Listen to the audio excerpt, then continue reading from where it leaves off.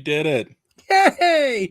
And I was worried because when you did that, the microphone, it said microphone muted. I'm like, well, I have to unclick this thing, but it did it automatically. Nope. It's a very polished piece of thing. Yeah, that's why we pay for it. Can't get something for nothing. Welcome back, family. Oh my gosh. Hey, guys. Okay, so let's see. We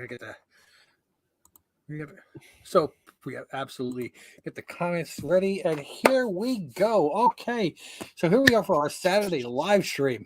Oh man, even though we haven't put out as much content, we have been doing more work this week than any other week for the last several, because we are working on a grander scheme, grander scale. And anybody wondering where Deegan is, he's probably going to be popping in around 9:30. Okay. Unless that's him now. Is it?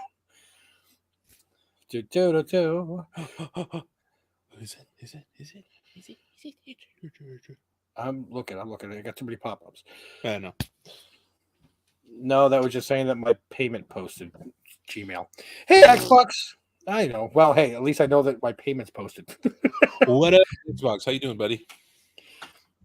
What were we talking? So Deegan. Oh, we were busy. Yeah, so we can't really go into it, but I'll just say, like I said in another video that hasn't come out yet, we had like an actual business meeting. Yes. Like my first actual business meeting. Well, related to the channel, I'm sure you've been at business meetings in your life, though, right? I mean, yeah, sure. This is like one of the first ones I've actually like been like, oh yeah, like active in, and not just been like,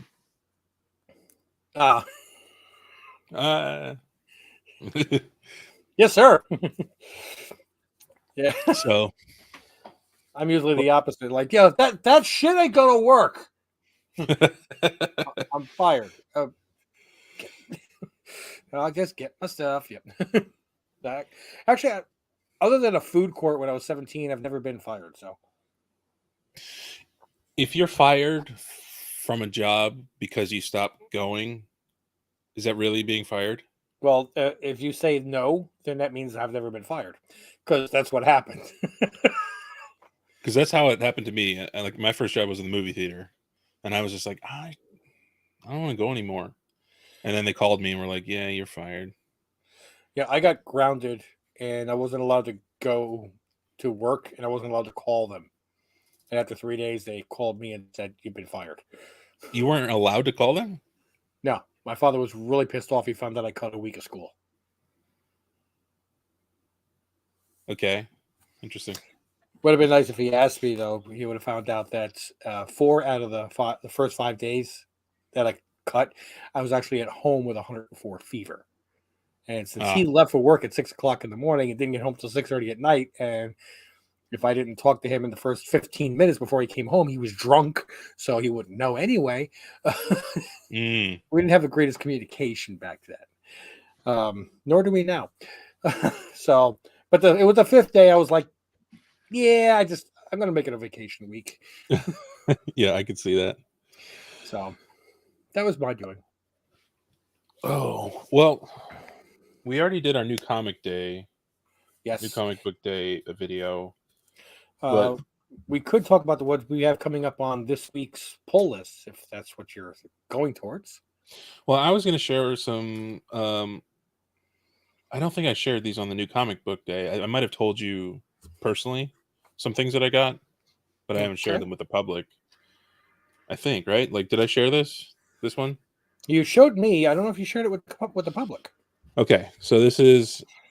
First of all, I'm on a quest to get all these like Legends signed books before they go to the next plane. Yes.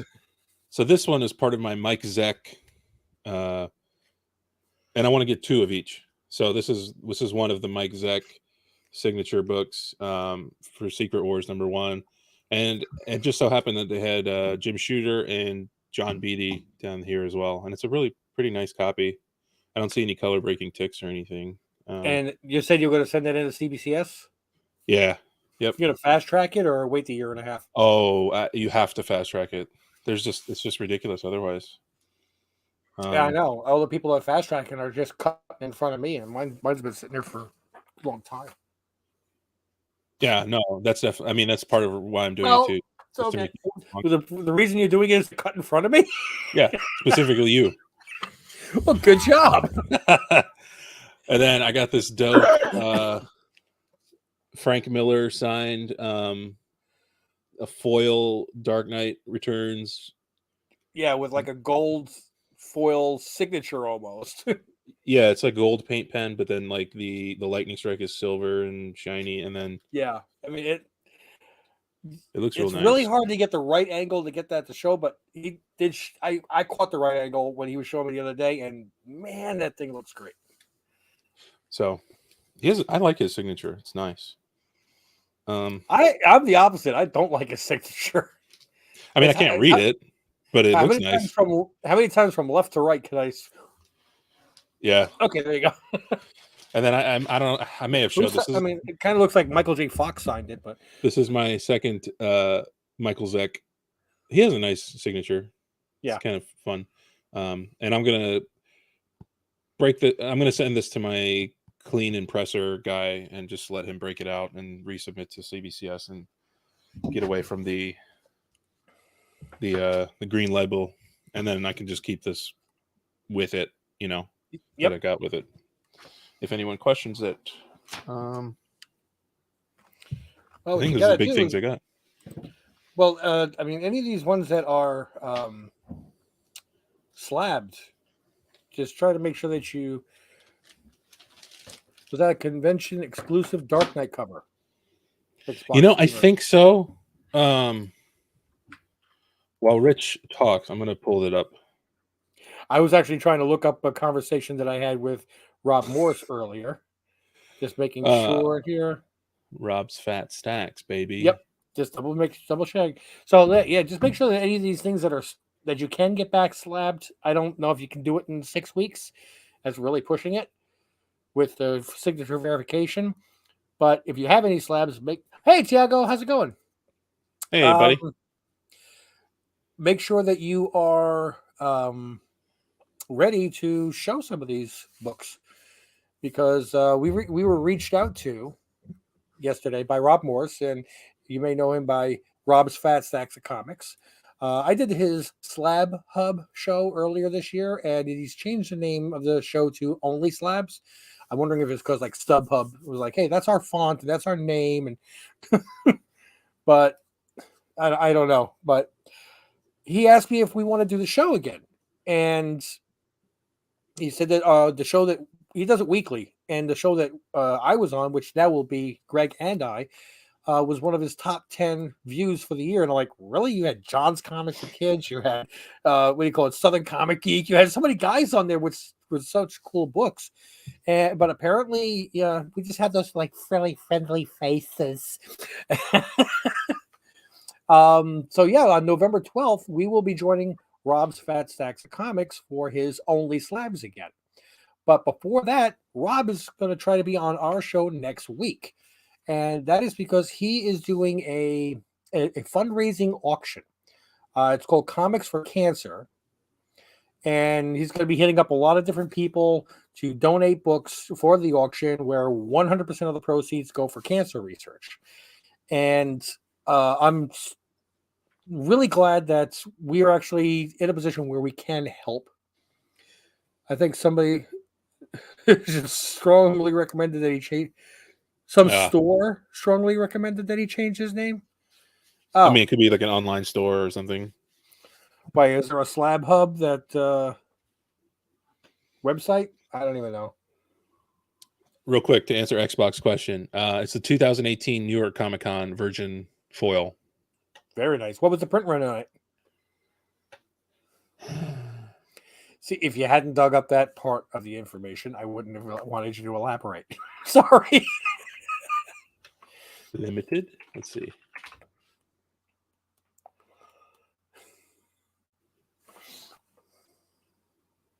I moved them. Shoot. It is limited. I don't know what the well, I'm getting all kinds of conflicting. I don't know. Probably knowing them, it was probably either 1,000 or 1,500, somewhere in that range. That's usually what they make those books to be. But the one you had was not graded, right? It was just signed, or it was graded. Correct. It's just raw. Okay. I mean, I was so enamored with the book itself, I forgot to even notice if it was in a slab. Well, I can't wait till it gets into a slab and gets out of this like super reflective. I mean, it'll still be reflective, but maybe a little less. Yeah, but I believe CBCS's plastic is polarized, so you'll get less glare. This is a new CBCS slab. Okay, scratch that. You're getting glare. Yeah. Oh well. But yes. Wow. So yeah, next week, and I'll mention this again later in the show for anybody else that joins in. Rob will be. He did say he wants to join us. Hopefully, schedules don't get crazy. I don't know if he's going to join us for the whole show or for 2 minutes of it or whatever. But I wanted to give him a forum to try to get more people interested in, if they're not going to donate some books, which is that's fine. At least get there and bid on them. You know, if you're willing to spend $100 on a book on eBay, then send the same $100 to Comics for Cancer. It'd be a really nice way to, make sure that you're getting the book you want, and at the same time, make sure the money's going someplace where it'd be really appreciated. And hopefully within, say, 15, 20 minutes or so, Deegan will be joining us, telling us how Memphis went. He was in Memphis last weekend, right? Yep. Cool. Memphis. So you got all your Wolverine books up there. Yep. I even got a couple from down below here. Why is that?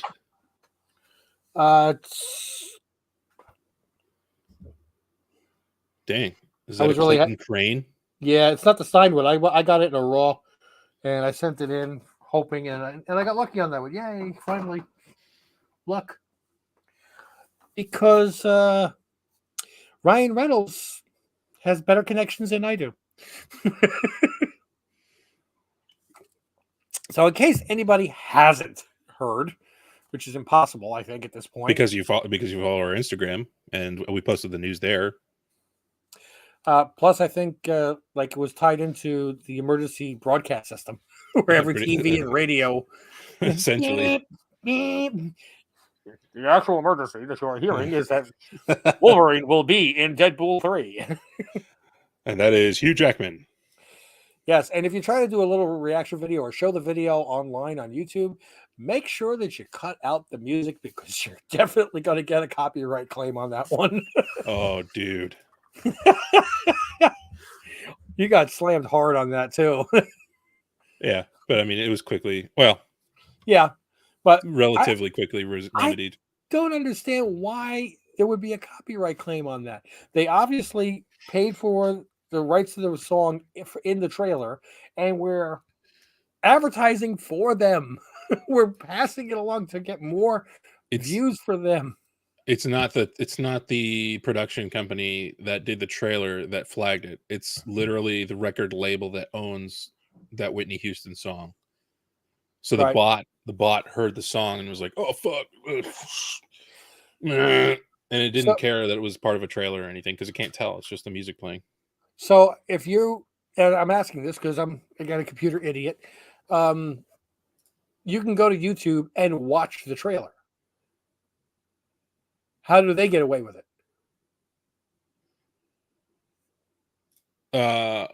They being who? Whoever puts the trailer on YouTube, where you can just watch the, go to YouTube. Oh, like Deadpool the people who make the trailer and put the music in it? Yeah. They are giant studios that will pay for the licensing fee.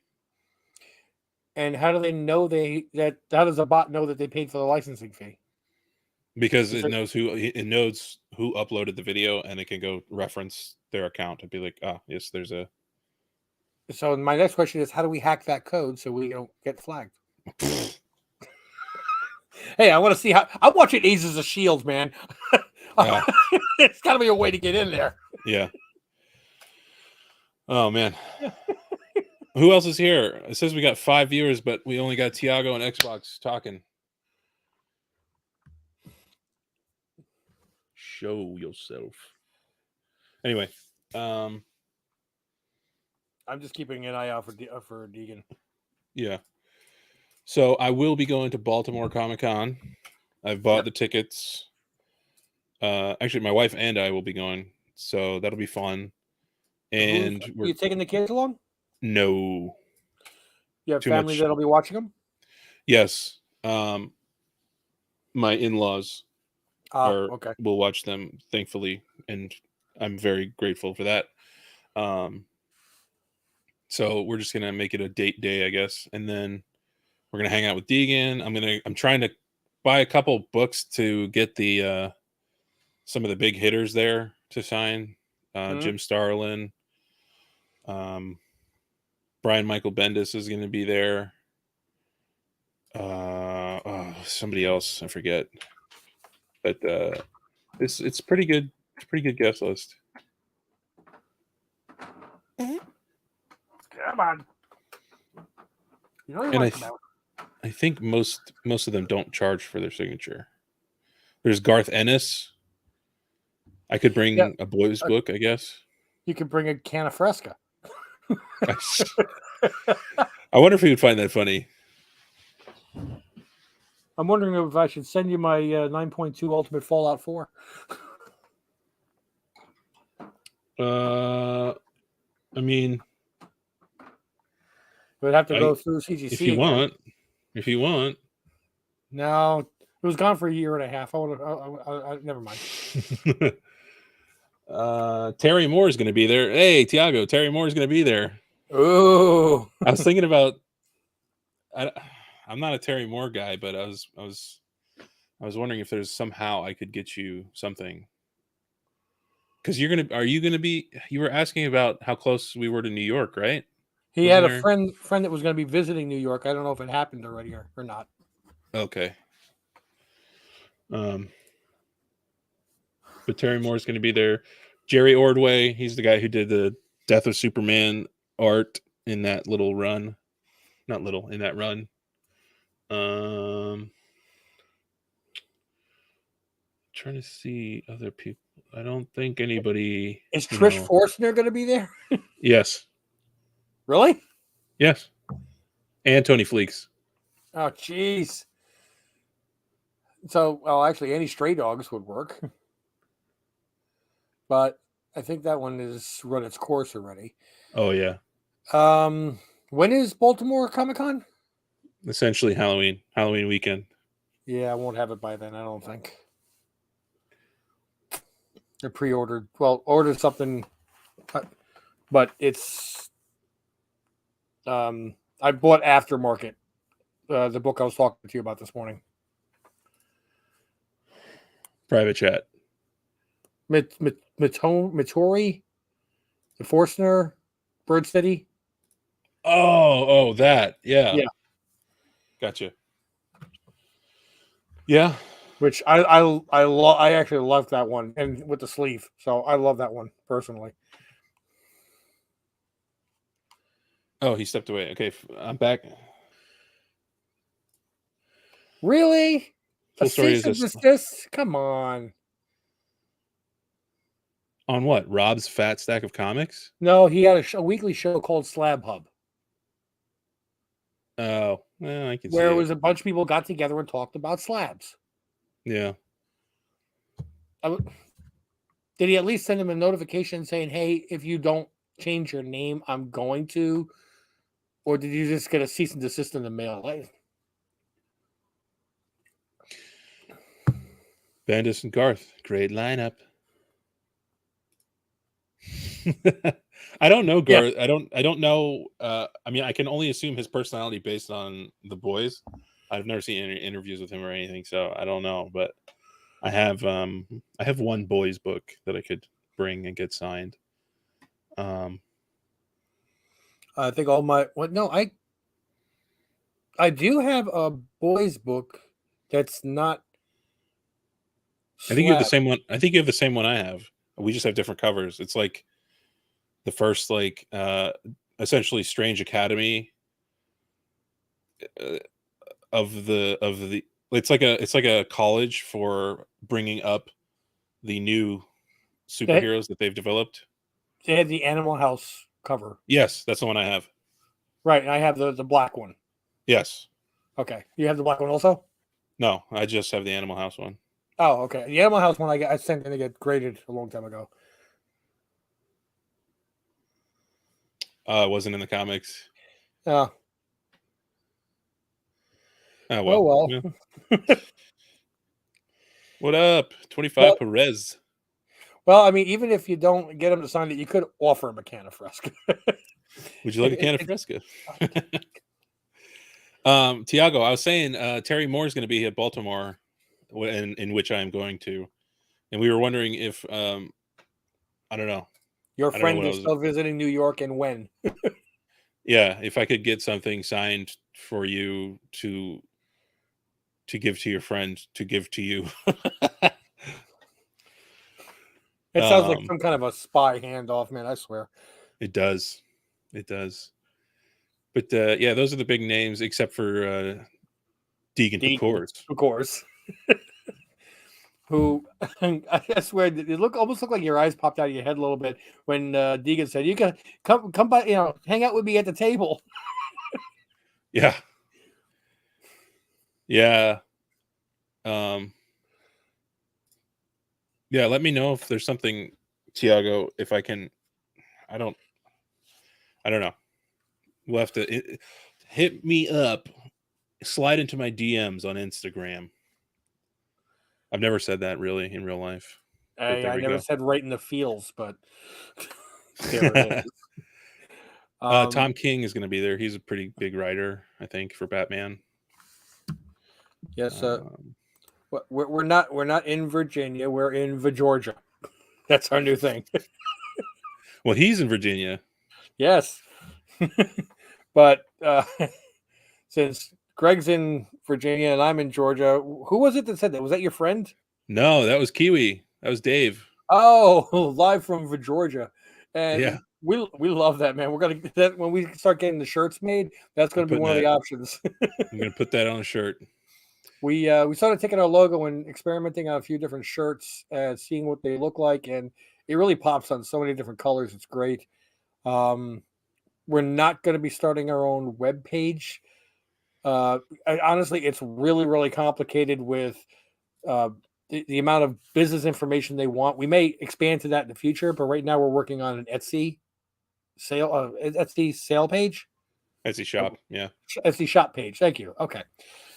And we're going to go on with Printful. Printful. Yes. Yep. Right. Which we don't have to buy a tremendous inventory. Everyone that you order, they do one-offs, which means there's no profit margin, which we don't care. And then we'll try to keep it down as low as possible. But this way, I mean, can you imagine though, if you had to buy 25 shirts, where you're like, okay, I'll take 4 medium and 6 large and 6 extra large and 4. You don't know what sizes to get. The next thing you know, you're sold out of this size, and you don't know a single person that wants to buy a medium, and you're stuck with them. Well, and also a cool thing about them is that they have fulfillment centers all around the world. So, like, if you're in South America, like a few of our fans are, they have a distribution facility in Mexico that will be a lot closer than, and cut down the shipping costs. Yes, that's what I was going at. And hopefully have a better way through Guatemalan customs. Well, maybe they'll just fly over, unless somebody's in Guatemala that orders. I don't know. With a little parachute. But yeah, that's kind of what's been going on the merch end of things. But we're gonna start with a shirt, maybe 2, and then I'm curious what you guys, what other kinds of things would you guys be interested in? Do you want coffee mugs or hats or keychains or flamethrowers? Oh no, that was Spaceballs.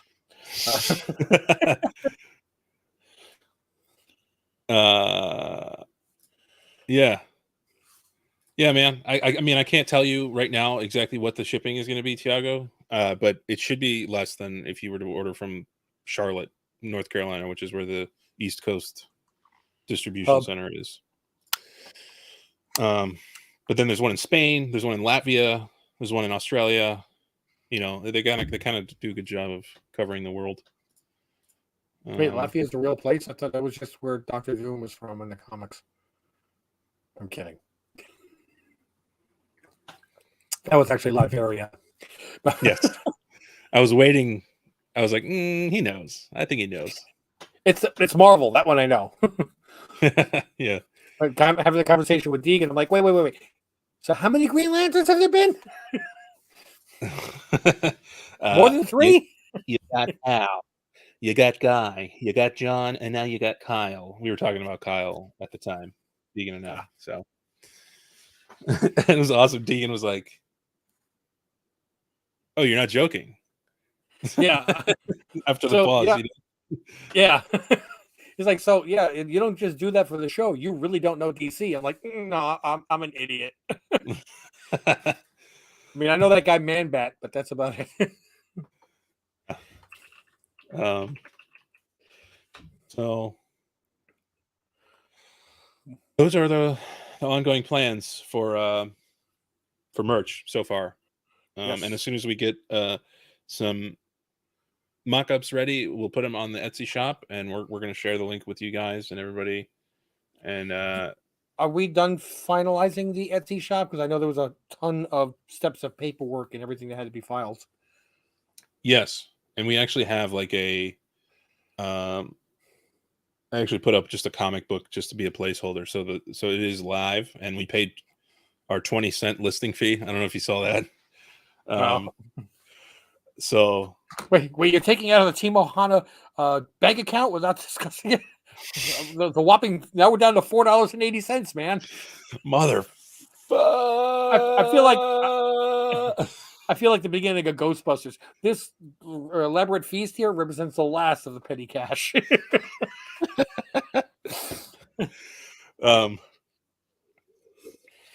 That was live, guys. I didn't tell Richard that I spent his 20 cents. The Flaming Ohana. That definitely sounds like something you'd find at a luau. I just hope that you're on like a dirt bike or something and you just fire it upwards so it looks amazing as you're essentially being Ghost Rider at that point. At night. Yes, absolutely. Yes. For me, I would love a flamethrower and a ship. So I can be the official delivery guy for outer space. Oh, a spaceship. Okay. Yeah. Yeah, really got this thing started with the flamethrower thing, didn't you? Coffee mug and a t-shirt. All right. Hell awesome. Yeah. Hey, cool. It's funny because we're going to be having a service doing, all these different printables. But when I got my comic press, it's actually a t-shirt press. And it came with all the attachments so I could print on a mug and print on a hat. And I've never used them. I mean, they're like 3 years old and they're still like wrapped in plastic. Yeah. Yeah, I too have one of those. Although I don't have all the attachments that you have. The press itself was $157 with free shipping and no tax. I couldn't say no to that, and Lord knows I probably pressed about 200-300 books already in the dang thing. So, oh Lord have mercy. So, what else? I don't know. You know what though? There are people here early. I'm gonna go grab a sloppy second. Oh, giveaway time. Giveaway, why not? Oh, I love it. Giveaway time. All right. Bum, bum, bum, bum, bum, bum, bum, bum, bum, bum, bum.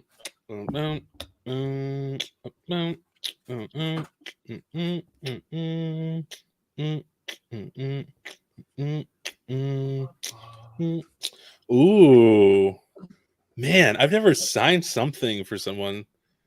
That makes me feel warm and fuzzy. I love that. That would be cool. Marvel, let's see here. I'm trying to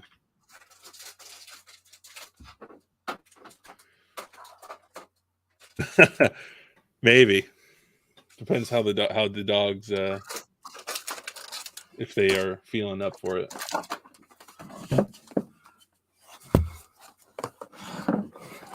Okay, so I have a Gemini mailer. From it looks like about 4 months ago. I don't know what's in it because it still has it taped up, and I even put the guy's name on it, screen name. And since he won this, I've never seen him in the chat again. So I gave ample time for him to claim it, though. I don't even remember what's in this. So maybe the paws of the dog. What did I miss here? Tiago said he loves art and he would love a book plate with our signatures on it. And I was like, oh, that's cool. I've never signed anything. What's a book plate? You know, I don't know. In my head, I imagined book ends is what I was thinking in my head. What up, Tito? So I'm wondering if it's like one of those things that you like a bookmarker. Book plate. What is a book plate? You might see all three ways of writing the term. In the end, it's a word or phrase that refers to a label of some sort that has been attached inside a book. Most frequently, you'll find a book plate just inside the front cover of a book, often adhered to the front end papers. Author signed book plates. I've never. The more you know. Oh, a book plate, it's kind of like a postcard with art on it. So it would be something similar to what Georges Jeanty did for his, where he put that on the opposite side, and it's kind of like postcard size. Does that look right? Let us know in the comments. Yes. Well, I mean, yeah, if we could get something, I wouldn't mind printing up a bunch of these things, but then I'd have to let's just say we got 100 of them, I'd have to mail them to you so you can sign them, then mail them back to me. Well, yeah. Or, okay, so if I got them printed, I would sign them all, mail them to you, you sign them all, mail 50 of them back to me, so you got 50 and I got 50. Yeah, that's yeah. That way I could send to people north of the border, north of the Mason-Dixon, and you could cover south. I thought that meant you were going to take care of Canada shipping. Well, north of the border. And I absolutely could get Mrs. Ohana to sign that. I don't know about Sherry. I don't know really what's going on in her world right now. I just think that things are so hectic. I can't make any promises as to whether or not she's going to be back. She's always welcome to if she wants to, but I haven't heard from for over a week, so I don't know. Just throwing it out there. I just found this picture. I'm sorry, it's making me laugh. Sure. It's it's a picture from the set of the Madam Web movie. Okay. Here, I'm gonna.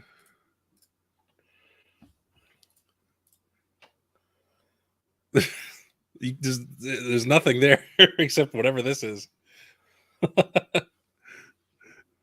And a tennis ball for reference. Well, tennis ball is where the person is supposed to be looking. Everything is blue screen. Except this like rim here. Or whatever. Yeah, the rim is the only thing you're going to see in the frame. Yeah. You're not going to see the person holding it up or the pole or anything else. Right.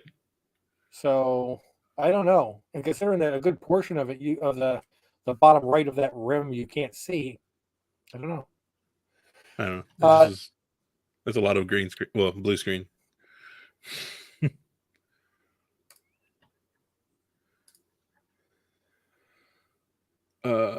Or. Oh.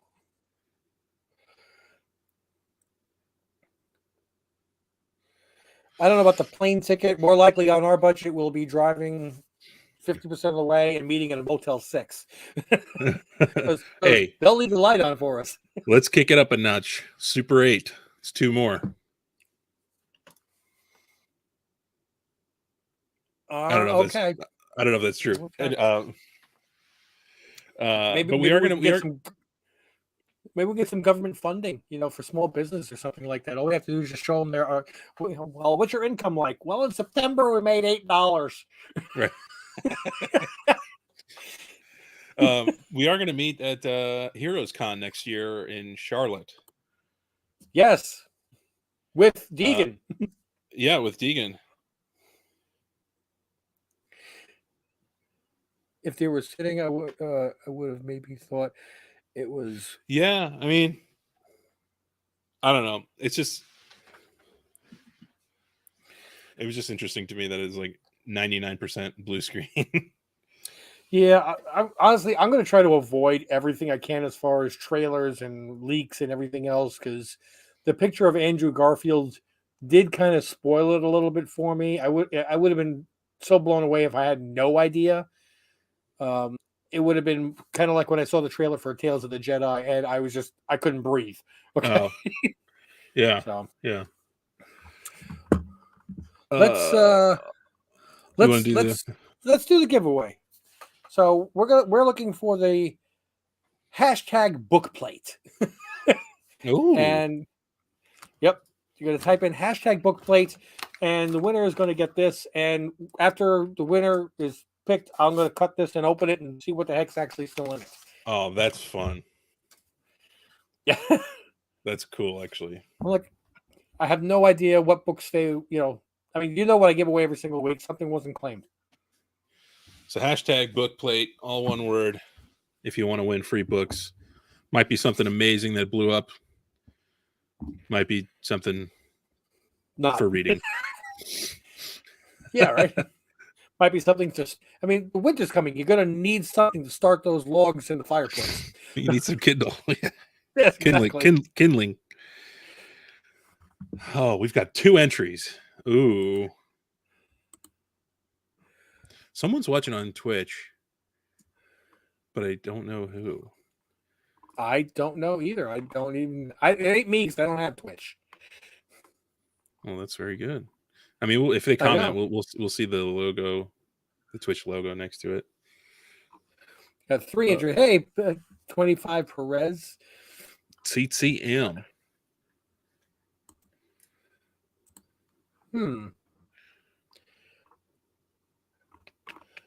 Wasn't there?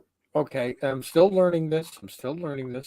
Where do you click on the thing to show the hashtag counter? Oh, no, you haven't done it yet. Of course you can. Yes. Who the hell's this guy? Somebody crashing the party. Where do you? Oh, there. Okay. Yes, absolutely. Greg, how do we send him the link? How do we get him in here? I mean, I'll send it to your Instagram. You talking to me or Deegan? Deegan. I'll DM you, Deegan. He'll DM you on the DP. I don't know about that, but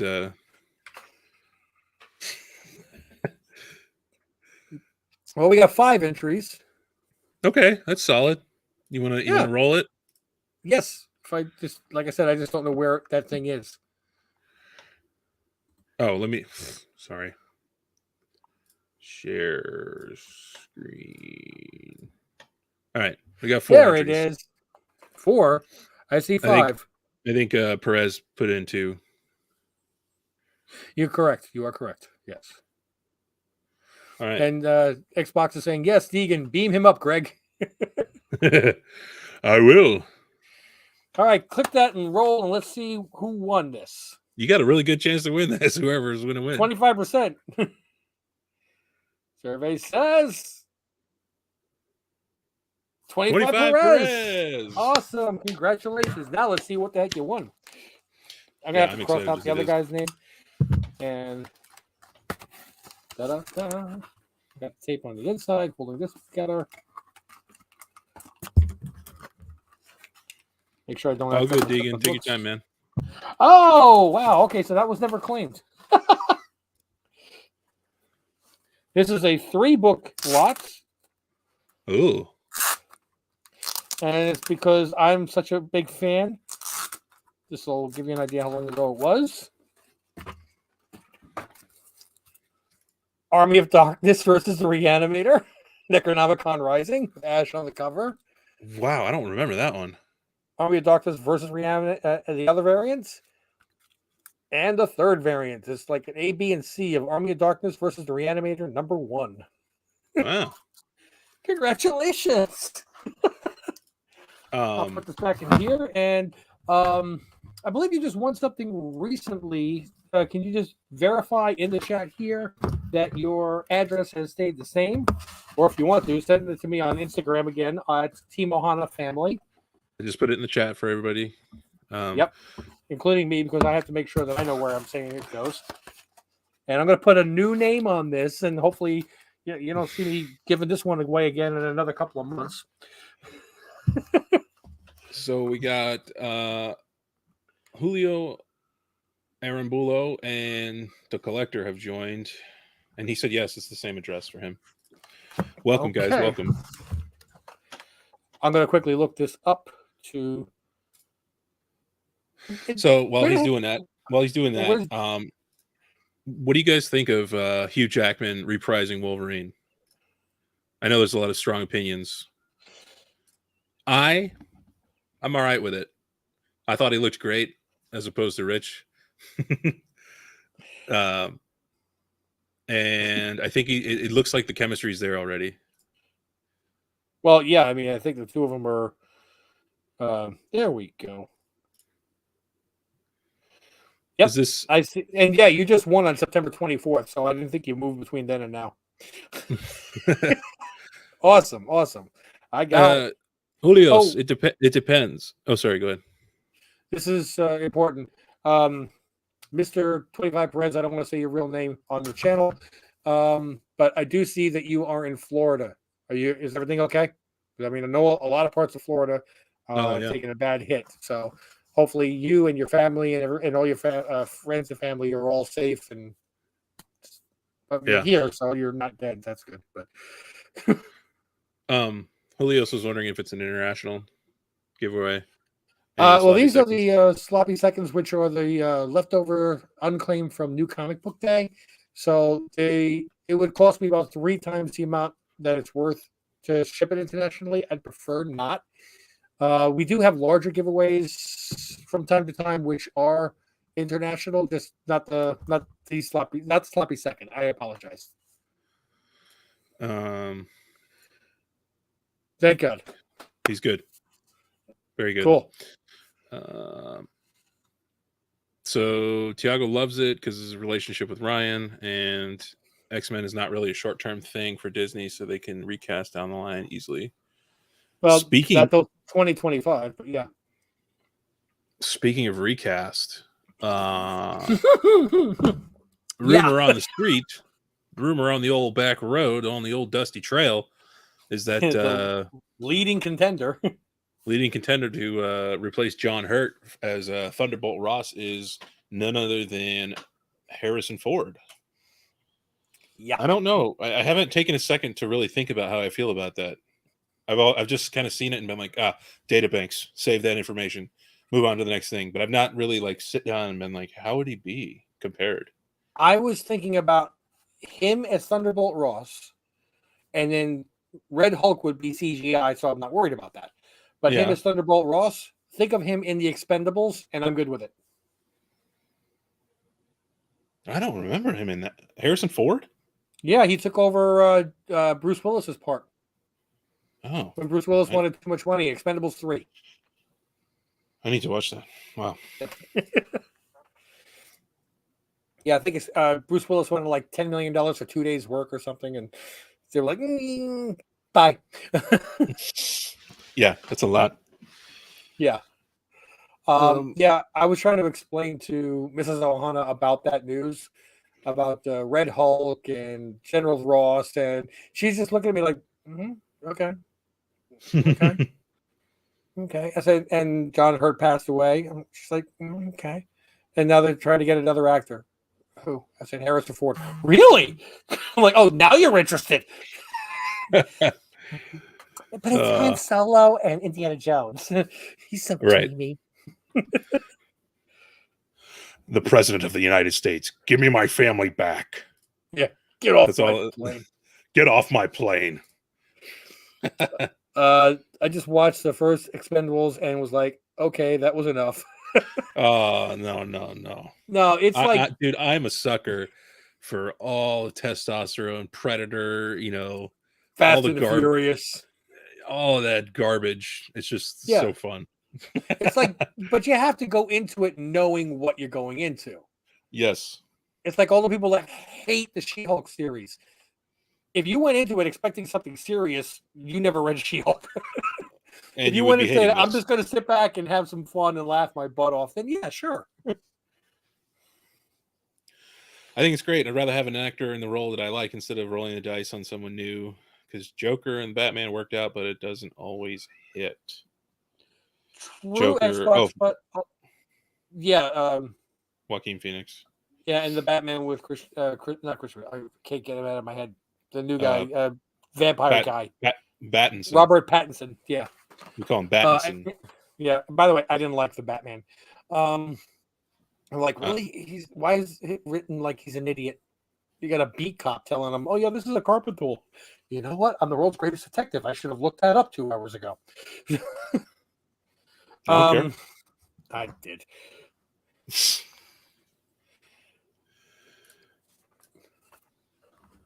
Okay, so now I'm starting to wonder if I'm wrong. So I'm gonna have to Google this. And where is Deegan? Where is Deegan? Harrison Ford is here for you. I just wrote that. Yeah, Harrison Ford, Chopper Rescue, Expendables 3. Okay, then fine. Yeah, then I'm not stupid. All right. Yeah, he played Max Drummer. Oh yeah, there he is. You think he's going to sport a mustache? I can't remember the time I've seen Harrison Ford wear a mustache. Because that's pretty iconic for Thunderbolt Ross to have a. Yeah, even Red Hulk has a mustache. Well, look, if they could airbrush Cavill's beard off, they could CGI a mustache on his face.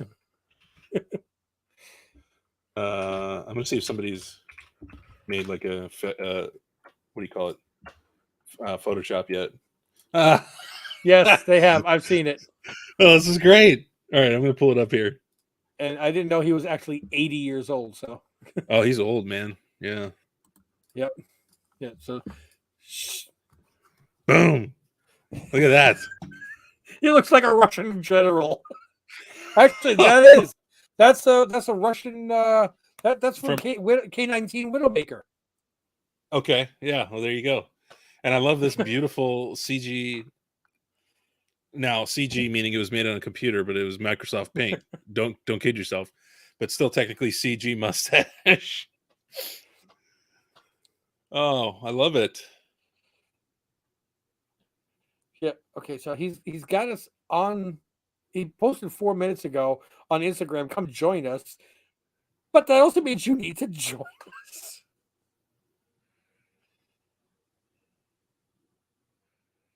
I mean, I definitely have faith in it. Because he's a leading man. There you has go. been for years. That's what I saw. This one? Yeah. See if you can blow that picture up.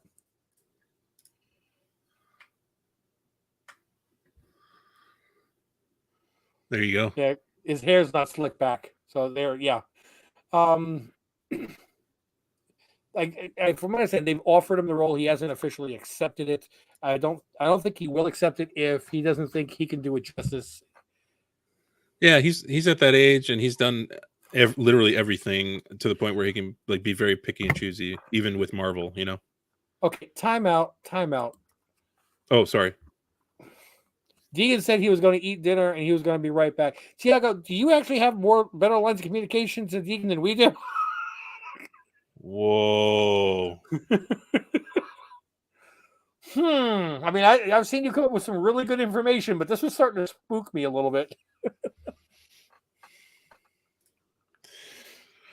He's in the on-deck circle. He's in the on-deck circle? Is that what he said? That's what I just said. Do you see him down below on the little screens? Oh. Yeah, it's okay. Aha, Ms. Doubtfire. Yeah, right? How's Can it you going? make me a woman? Can you make me a woman? I'm so happy. How's it going, guys? Don't mind me. I'm just in my kitchen. Nah, it's all good, man. He is eating dinner. Tiago said Deegan said he was going to eat dinner and was going to be right back. I'm like, how do you have better lines of communication with him than we do? He said it. I said it in the chat. I just let you fall into that hole.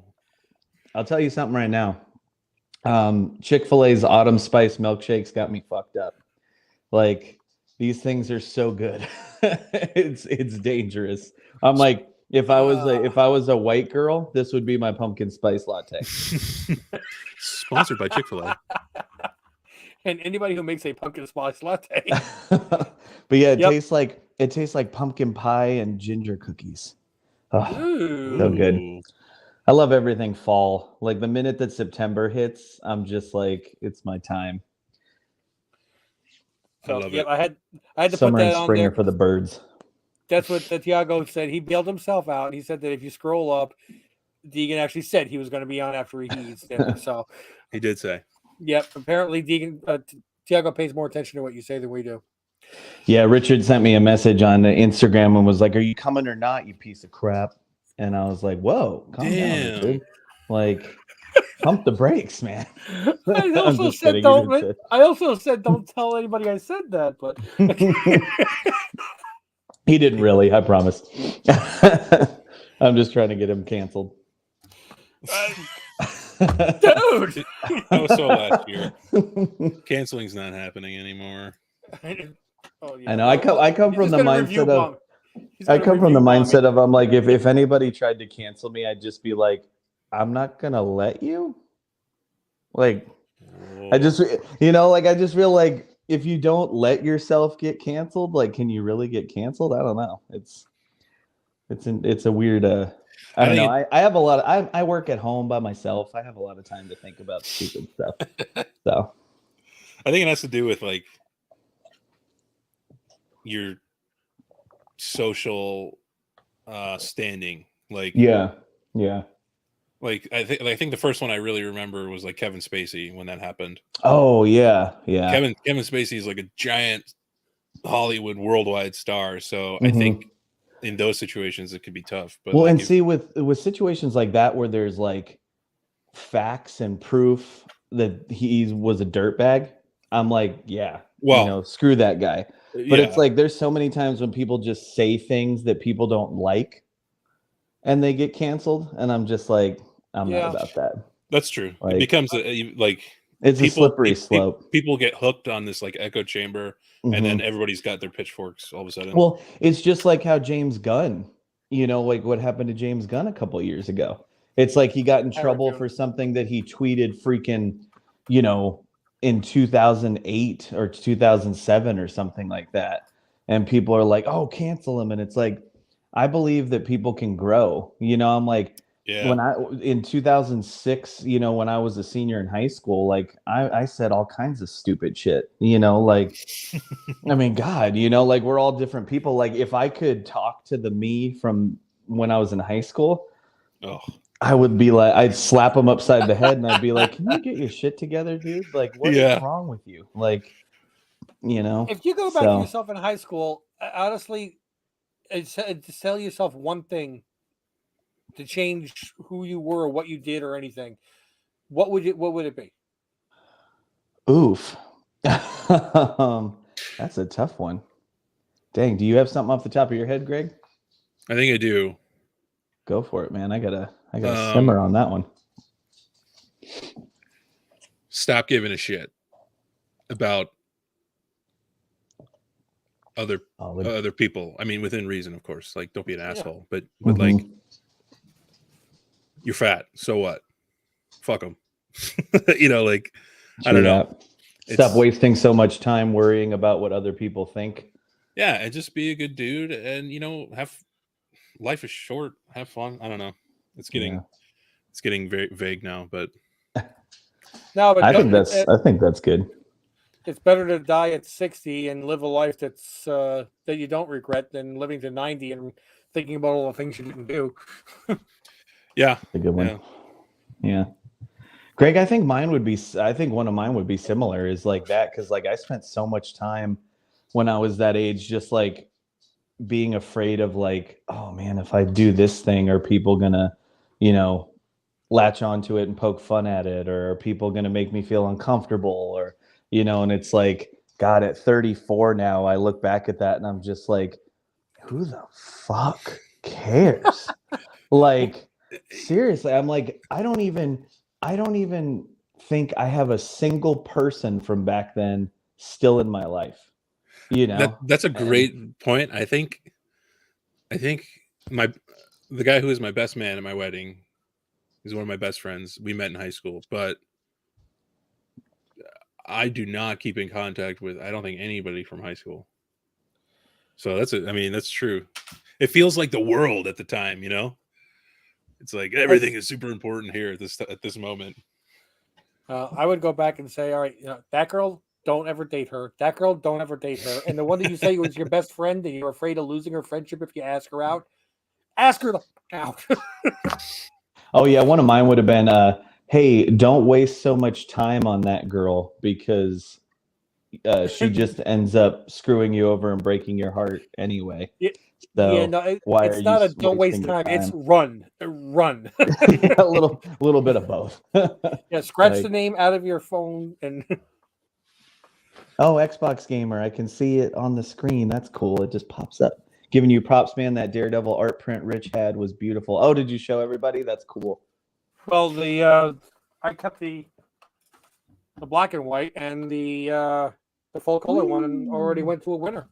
So that's awesome. Remember, that was on last week's live stream, wasn't it? Oh yeah. Oh, 2 weeks ago. 2 weeks ago. I remember. You were in Memphis last week. Yeah, I was in Memphis. Memphis, Tennessee. Now, last time we spoke, you said what? Memphis, the people were legit and cool. Memphis was awesome. Like, it was probably, financially, it was the second best convention I've done all year, which is insane. And then it was a really well run show. The people there were just awesome and wonderful, and I met a lot of really great people. Got to see Cliff there, our buddy Cliff. So he was there. I did a commission for him. Ooh, actually, hold on one second. I'm going to grab that real quick. I'm going to show it to you guys. Sure. I'll change it so you can see more of the... I'll just do this so you can't see my face. I'm Team Ohana, man. I'm live, man. Live, man. I'm always live.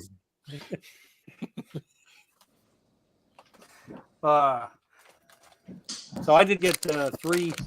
Well, I'll wait till he shows because he's back. He's back. I was going to kill time, but no need for that. Okay, shh. He's back. He's back.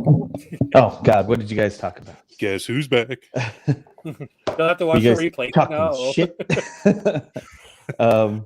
Okay, so this is pretty cool. I'll take it out of here because it might glare too bad. Ooh, with the plastic. So, oh yeah. Let me do this. Boink. Boom. Nope.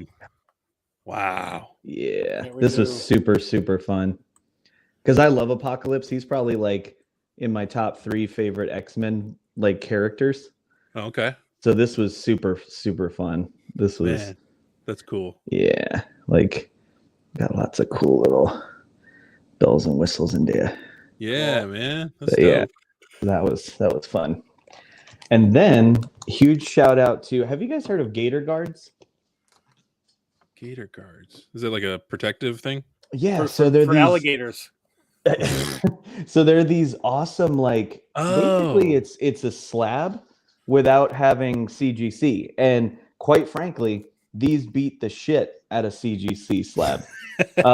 Like they're UV protective, and they're reopenable. So like it protects the hell out of your book, and it's just this really nice, slab. And the cool thing, I don't know if you'll be able to see it, he custom made these for me. You see my signature etched into it. Oh wow! Oh, it's the signature's etched. Yeah, so it's like digitally etched into the plastic. Oh, wow. Yeah. So it's super cool. So like he put this one together for me at the show. And what I'm going to do is I'm going to open it up and I'm going to put my copy that has Ryan Parrott's and Kyle Higgins' signature on it. And I'm going to put it in this custom Gator Guard slab. So shout out to them. These things are wonderful. Like it's a great option for if you don't want to deal with the bullshit of CGC, but you want to protect your book and not have it permanently encased. You know, like this is editable, so to speak. Like you It can. looks like it would use a regular head screwdriver to take the screws out there. Yeah, pretty much. Like it's like a flathead. And what's cool is they do colored screws and stuff, so it can match the book. That is and things rad, like that. man. Yeah, this thing is it's beautiful. It's blue anodizing on the material. The only thing is, and I'm Yeah. just looking at this from a metal standpoint. If you open it and close it several times with a screwdriver or any tool, you'll start to chip off that blue, and you'll see the silver underneath. What he recommended using was a guitar pick, and the guitar pick doesn't seem to take anything off since it's plastic. It won't. It'll be softer than the anodizing. So that's a great idea. Yeah. Yeah. So this is a beautiful guitar pick, and that's how you open it. Yep. I know. I've got plenty of those laying around. So I'm like, I don't have any. I don't. I use these. I feel like I'm not part of the club. These are like BCW ones. Oh, okay. Yeah. They're okay. I mean, they're fine. But it doesn't look anything like yours, man. That's yeah, it's super cool. When he showed me the customized like signature etched in it and stuff, I was like, that is awesome. Because he had me do he commissioned me to do a sketch cover for Invincible. I don't know if you guys saw it on Instagram, but it's a homage to Silver Surfer #4, that famous cover with Thor and Silver Surfer on the Rainbow Bridge. Yeah. And so, but I did it with Invincible and Omni-Man instead on a sketch cover. Let me pull that up. Oh yeah, it's. I really, really love how it turned out. So he commissioned me to do that. He put that in a Gator Guard, and it looked gorgeous. So that was really cool. Do you have a website or any kind of pricing information for those Gator Guards? I do. Oh, Greg, you're always on top of it, man. I'm the guy in the chair. Goes to show how important the guy in the chair is. Let's see. I was telling you how important yesterday when we were talking, how important the guy in the chair is. So yeah, yep.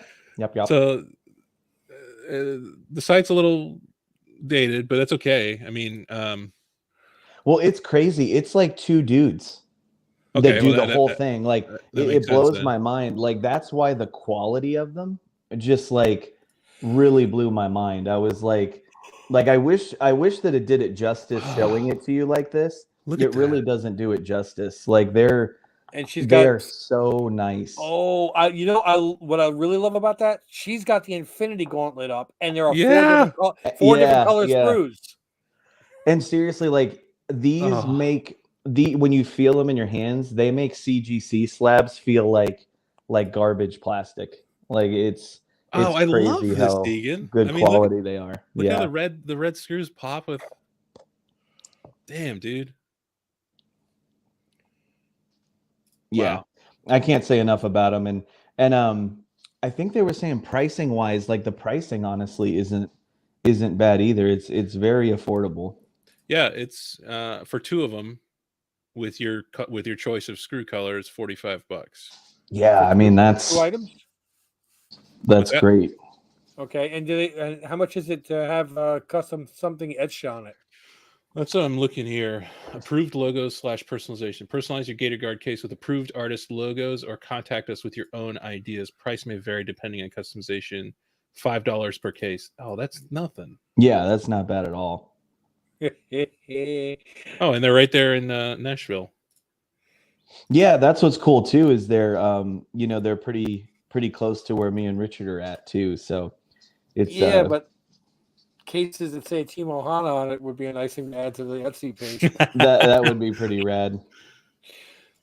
But yes, a huge shout out to them. They were awesome to work with, and I really appreciate them making me a handful of custom Gator Guards. So now I have this proudly on display on my table at conventions. Yeah. Oh man, So, super yeah, cool. it's really neat. I might have some new stuff to put in these, but I think that's called foreshadowing. Well, Oh. I mean, hopefully everything works out. Well, just so you guys know, let's tell the chat. So, chat, next Saturday, I hope I'm not inviting myself, but next Saturday, we're going to have a stream and we're going to have a massive announcement. And I'm going to be on with you guys if that sounds absolutely perfect. Just let you know, because we have another person that's going to be joining the chat also. I don't know if he's going to be on for 2 minutes or 2 hours. It's that's cool, man. Rob Morris from Rob's Fat Sacks of Comics. Oh, awesome. Yeah. And we've been invited to join his Only Slabs is the name of the show again. It's going to be on November 12th. But also, he's having a comic book auction where he's going to be taking donations from different comic dealers and everything. And all the proceeds go to Comics for Cancer. That's awesome. So I invited him to be on the show next week so he could promote it, give details, information on where people could send books that could be donated towards this cause. I'll tell him what books I'm going to be donating also. Well, then I apologize. See, guys, this is why communication is important. And I just taught everybody why it's so important. It was like an hour before the show that I communicated this with him. So okay. Yeah. That's a little bit better then. Okay, we might have to hold off on the super mega huge announcement until the following week then. Well, no, I don't see why he can't be at the same time. I mean, again, I just don't want to step on his toes or anything. No, I'm trying to give him a forum because when he reached out, it's like, wow, you guys have had a subscriber explosion. I'm like, thank you. But if we have that many more subscribers that he can reach for this great cause, I wanted to give him at least a few minutes, and at the same time still join us for the show if he'd like, or maybe he's got other things to do and he's just going to pop in. I don't know. I'm not going to hold him anything. I'm not going to kick him out. He's a good guy. He can do what he wants, and I'm just trying to give him an avenue to advertise for it.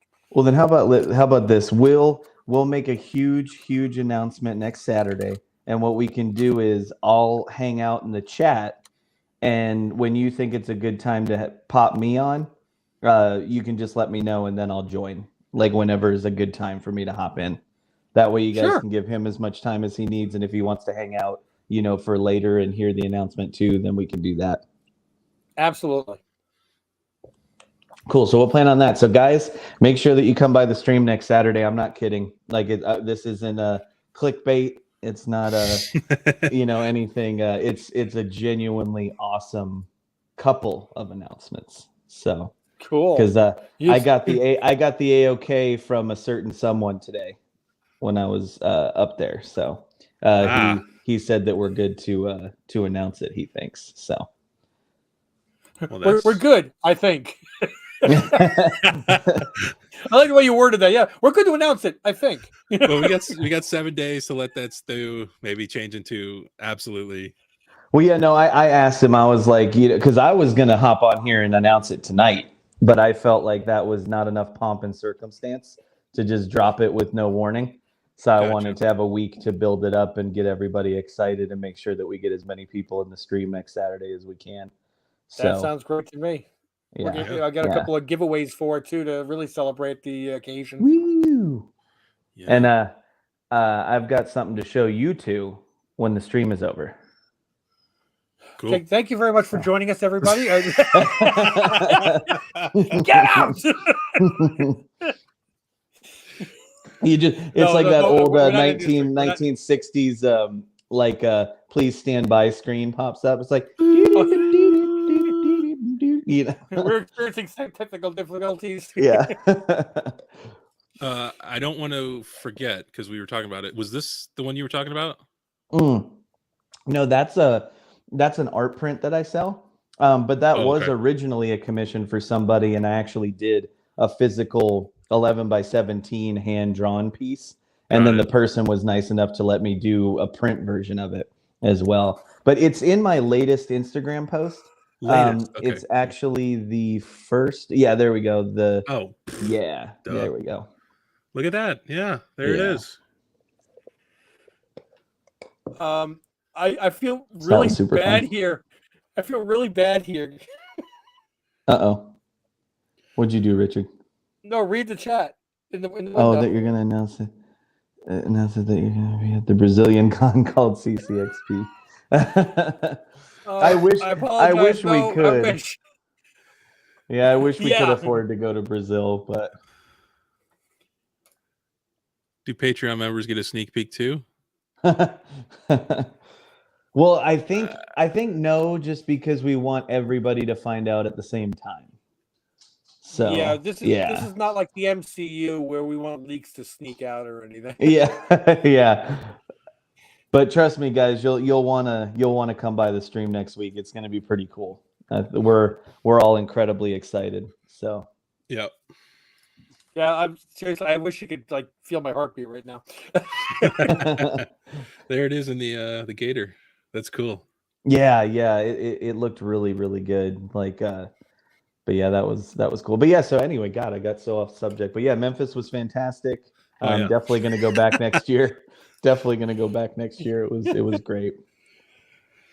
What I liked was it was like I did as well as I do at massive cons, and it was like a medium-sized con. So it was nice because it never felt like stressful and overwhelming, but it was a nice amount of foot traffic, and it was laid out very well, and stuff like that. So it was just kind of a perfect like medium of like not too crazy, but did really well, and yeah, so it was very refreshing. It was a nice third to last convention of the year.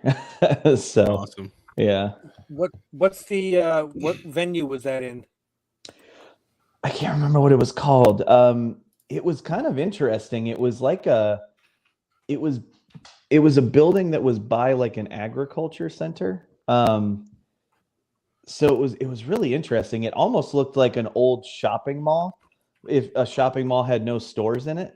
Like it was very interesting, and like it had a giant atrium like glass ceiling. So I'm not used to having sunlight at conventions. Like normally we're in the basement of a convention center somewhere in the dark. So it was pretty cool. But yeah, I definitely recommend it to anybody who's in the South.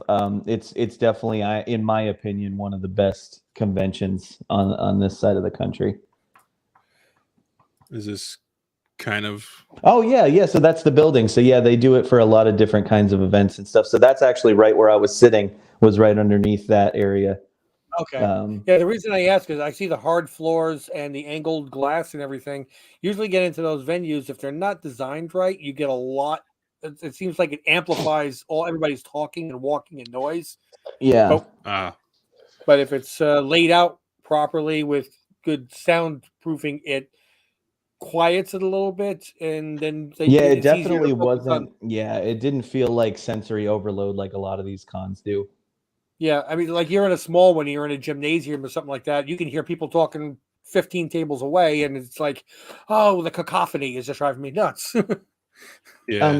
Jason Doyle, when is Indiana Comic-Con?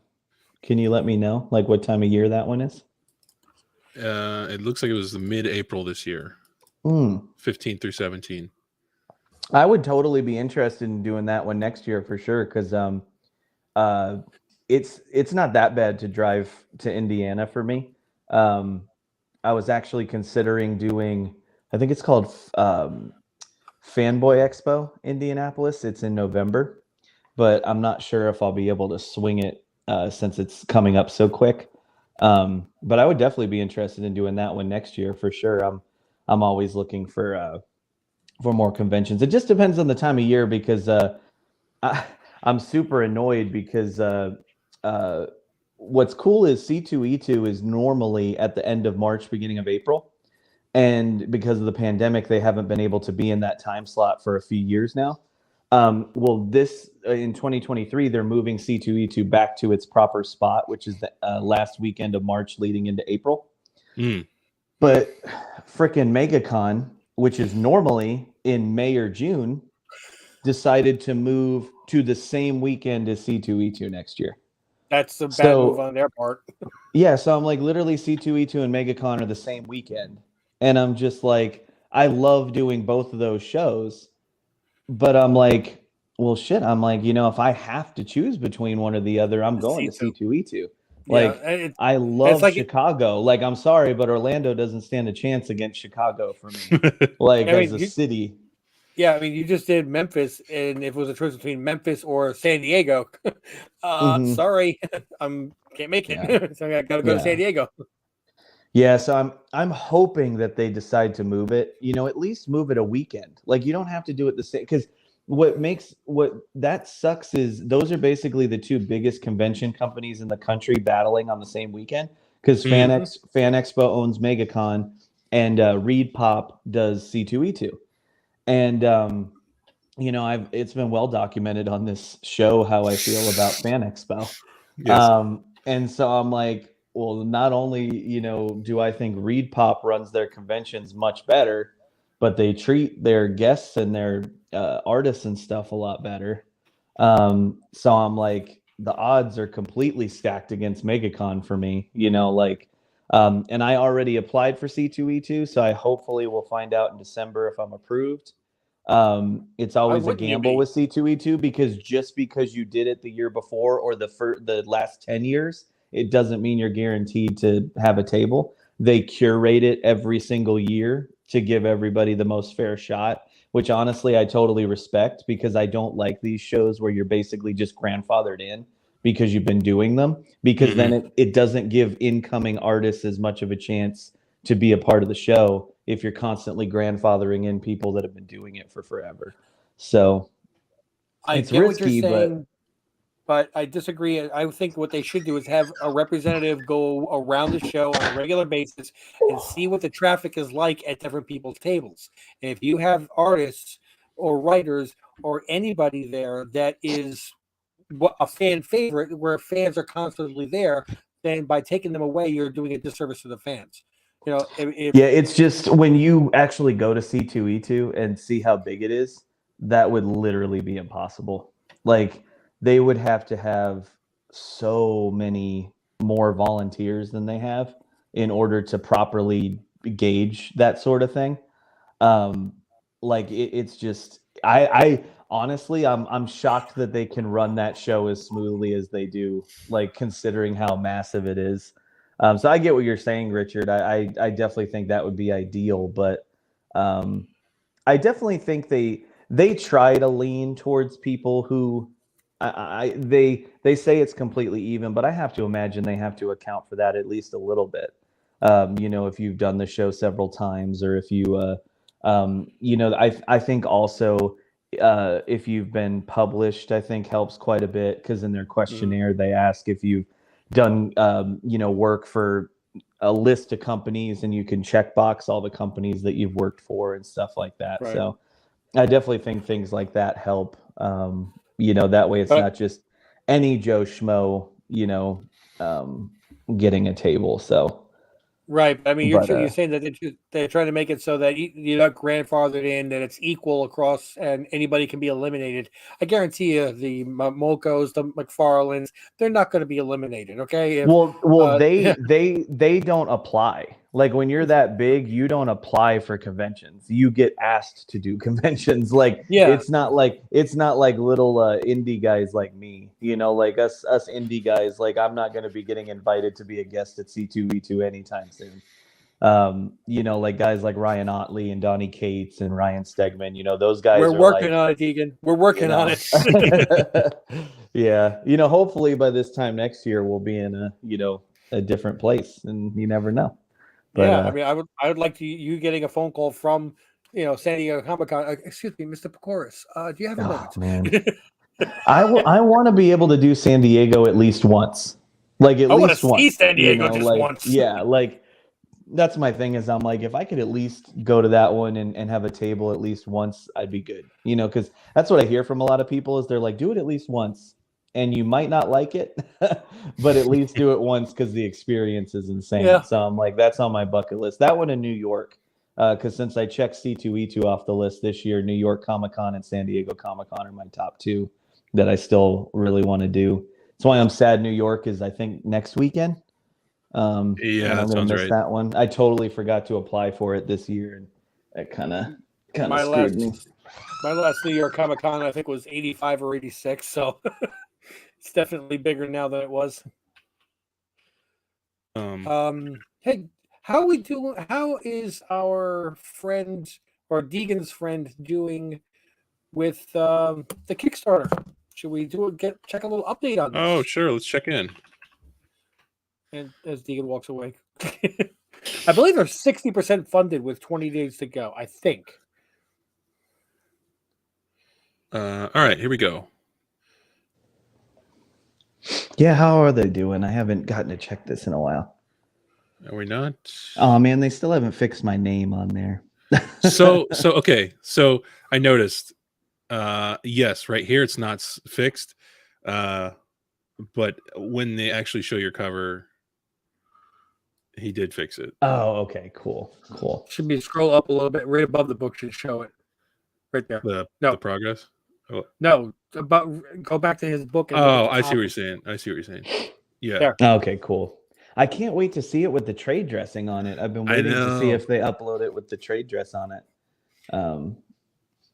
I guess that's the trade dress there, huh? Yeah, but they do it different for every cover. See, like they haven't gotten to put the trade dress on that one yet either, so I'm really interested to see what it looks like. I got you. Yeah. Oh, he's going to be at Baltimore also, Scott Fogg. Yeah, which is really cool. All right, so where's the progress bar here? What is this? Printing with Comics Wellspring? Oh, that's the people that are printing it physically. Oh, okay. Yeah. Normally, isn't the progress bar like right at the top? Way up here. Okay. Well, they crossed 4,000. Oh, there we go. Got 18 days, so that's not bad. That's still a pretty decent amount of time. But yeah, guys, this is a really, really fun book. If you have the means, I definitely think you would enjoy it if you back it. And you can get my cover, or you can select any of those other covers that we flipped through. And I think there's even options to get every cover, and so there's a lot of different options and stuff like that. And Mr. Fogg, the writer, is a great guy. He's a super, super, super nice guy. So I'm definitely rooting for him. And I'm the kind of person where a lot of people who do covers, they get paid to do the cover, and then they're like, okay, my job is done. But I very much am like, I want the projects to be successful. Like I really want, like even though all I did for this was a cover, like I still really want them to be successful and do really well, because they're really great people and they deserve it. And yes, that is an homage to Adventures in Babysitting. Yeah, it's so cool. Back when Kingpin was Thor. Vincent D'Onofrio. Yep. Oh yeah, Mrs. Ohana. When I told her about that, she's like, "No, that's not the same actor." I'm like, "Yeah, that's what he looks like with no hair. That's what he looks like with hair." and 30 years difference. Yeah, right. But Elizabeth Shue still looks pretty much the same. That's the funny part. I know. Yeah, she really hasn't changed that much, has she? She's got a couple of wrinkles around the eyes, but that's about it. Don't we all? Yes. No, I don't have wrinkles anywhere from the neck down, because I just gained enough weight to push them out. You're like, every time I see a wrinkle start popping up, I just pack on a few more and stretch it out. Exactly. I'm like, I got a wrinkle. Burger King. No. But it's a delicate balance, because you don't want to get the stretch marks. Yeah, that's true. So you just gotta manage it. I honestly don't care about them at this point. I'm just tiger striped. Like I have a deco. we have a production shift meeting at the beginning of each shift, and maintenance goes to these meetings to discuss everything that's gone wrong, everything that's gone right, what to expect. And after they run it all the employees led by the supervisor are like, "All right, time to stretch." I'm like, "Bye," and I just leave. I'm like, no, I do not. I am very proud of the fact that I can't reach my feet anymore. I want to keep it that way. God, I feel so bad. I need to do better about looking at the chat because people are saying such nice things and I didn't get a chance to say thank you.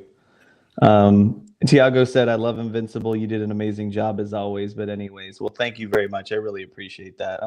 I'm glad that you dig the cover. Are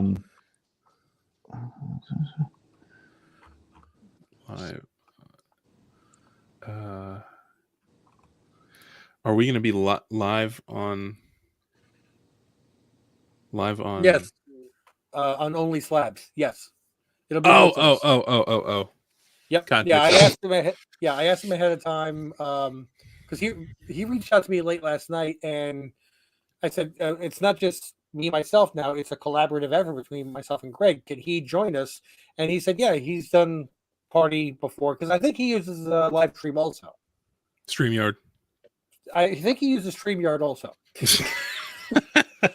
I think he uses the Duck program. Yeah, whatever it's called. I don't know. The Quack Quack. The Quack Quack, yes. The Duck program. So, I was gonna ask something, but I forgot. Oh, yes.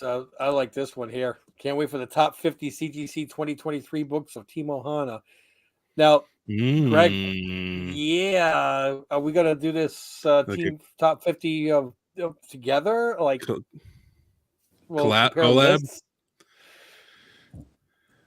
Yeah, I mean, probably 40 of them will be Rich's or more. Now, I don't just do the books that I bought in 2022. It's your collection so far. Yeah, well, maybe I need to do that. Top books that I got in 2022, and then an updated total list. Where I still have to keep Mrs. Ohana's book as number one. Yeah. We'll have to talk about it offline. Yes. Well, apparently we have other stuff we have to talk about offline, so I'm still wondering what that's going to be. It's more a showing than a talking, so... I'm going to need more to drink, man. If you're going to start showing like you did last time. No. Offline, I can drink what I want. Offline, I can drink what I want. Oh, man. Not if I'm getting up at 4 for work, so no. How much is a typical Artist Alley table for a show? Gosh. Or like your average size show? It really ranges. Like, God, there's some that are as cheap as like $85 and some that are as high as like $800 or $900. Really, yeah, it really depends. Like I don't really get a chance to do a lot of the smaller ones anymore. My average range is at this point between like $250 and $450, but I've been leaning a lot. This year I did a lot more. Like I'm kind of getting spoiled at this point. I used to just do the 1 6-foot table. But once I got my backdrop set up, I started getting spoiled and I started doing either 2 tables or I started doing corner spots or end caps, where you get like more footage where it's usually like 8 to 12 feet. And what I found is when I do 2 tables or I do a bigger spot like that where it's more prominent and I can make the backdrop go further and taller, I tend to do better. Just because, sadly, it's like it's an attention grabber. Like your art can be incredible, but if you have a very low key, simple table setup, it won't attract people, which is kind of a bummer because I don't want to ever become one of these dudes at these shows that do those like monolithic structures that like reach the ceiling, because I think it gets a little ostentatious, obnoxious, like at a certain point. But I'm kind of trying, like I'm going as big as I can without being like ridiculous about it. So we really need to get you a wacky inflatable tube man. Oh my God, that would be hilarious. I would draw a beard on it too. Actually, you don't even do that. I'll just stand there for 8 hours going like this. That would definitely like get attention. Rich Flossin. Elizabeth Shue is coming to Rhode Island convention, but Saturday only, and I bought the Friday ticket. I'm debating to get another ticket. It's her first convention appearance. Ooh. Wow, that's crazy that she hasn't done one before. See, Deegan, they're really trying to get you to go visit Rhode Island. I know. Like so many people keep bringing that one up to me.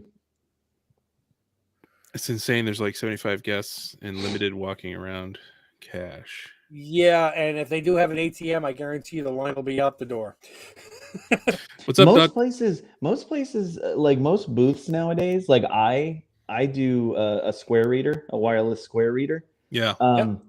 I do way more transactions with cards now than I do with cash. Like honestly, it's getting to the point where it's almost weird to get cash at this point. And I don't blame people because like when I'm walking around a convention, the last thing I want is to have a wad of cash in my pocket. Oh yeah. Like it's easy to lose or get stolen. My last show, I did the square, and it was funny because the people next to me, their square reader crapped out.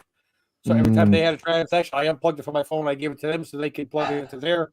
And I'm like, I should be getting a commission on this. There's like 6 sales that wouldn't have happened.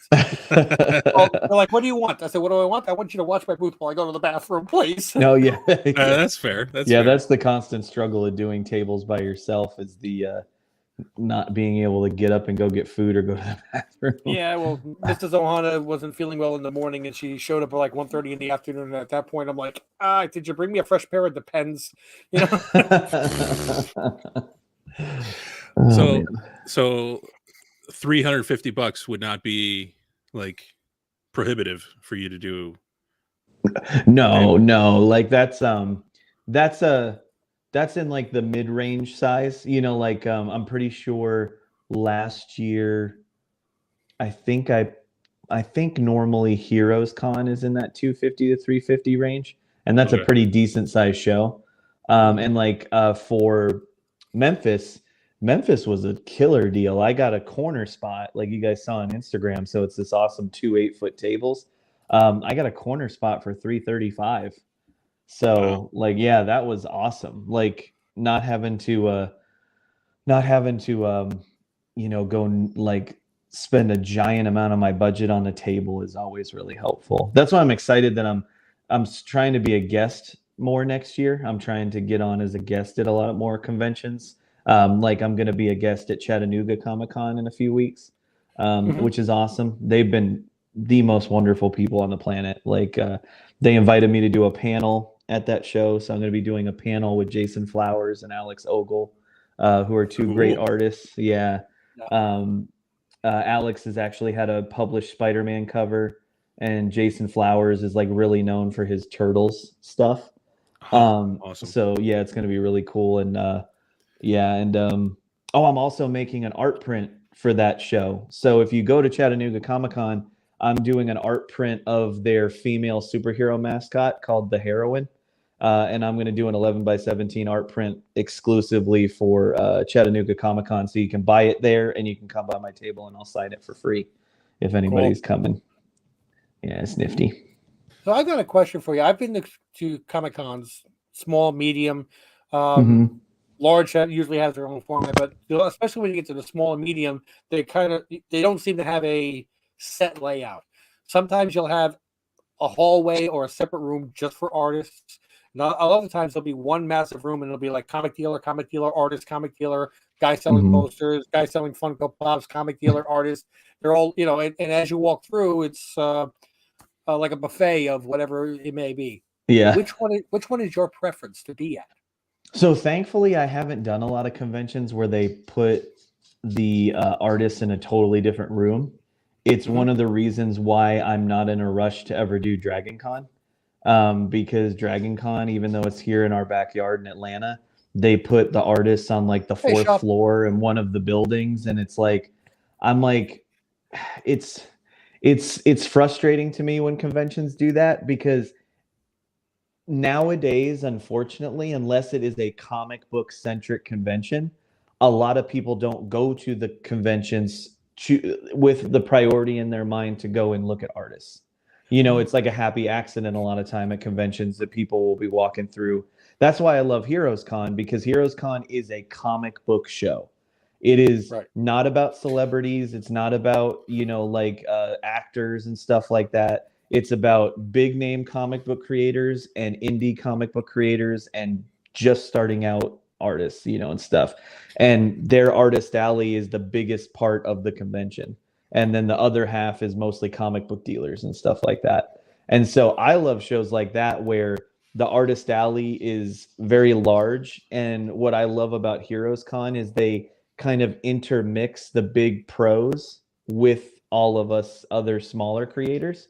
And what that did, like this year at Heroes Con, was it really made the foot traffic awesome, because I was like literally one table like section away from Stuart Immonen, like, and he's, one of the best, artists out there right now. So it's like that really helps the people that are standing in line for him to autograph stuff are having nothing but time to look around and see everybody else and be like, oh, I'm going to go over there once I'm, done over here and stuff. So yeah, cool. I try to avoid the shows where they completely segment off the artists and stuff into a separate room, because 9 times out of 10, it makes it a lot harder to be successful at a show like that.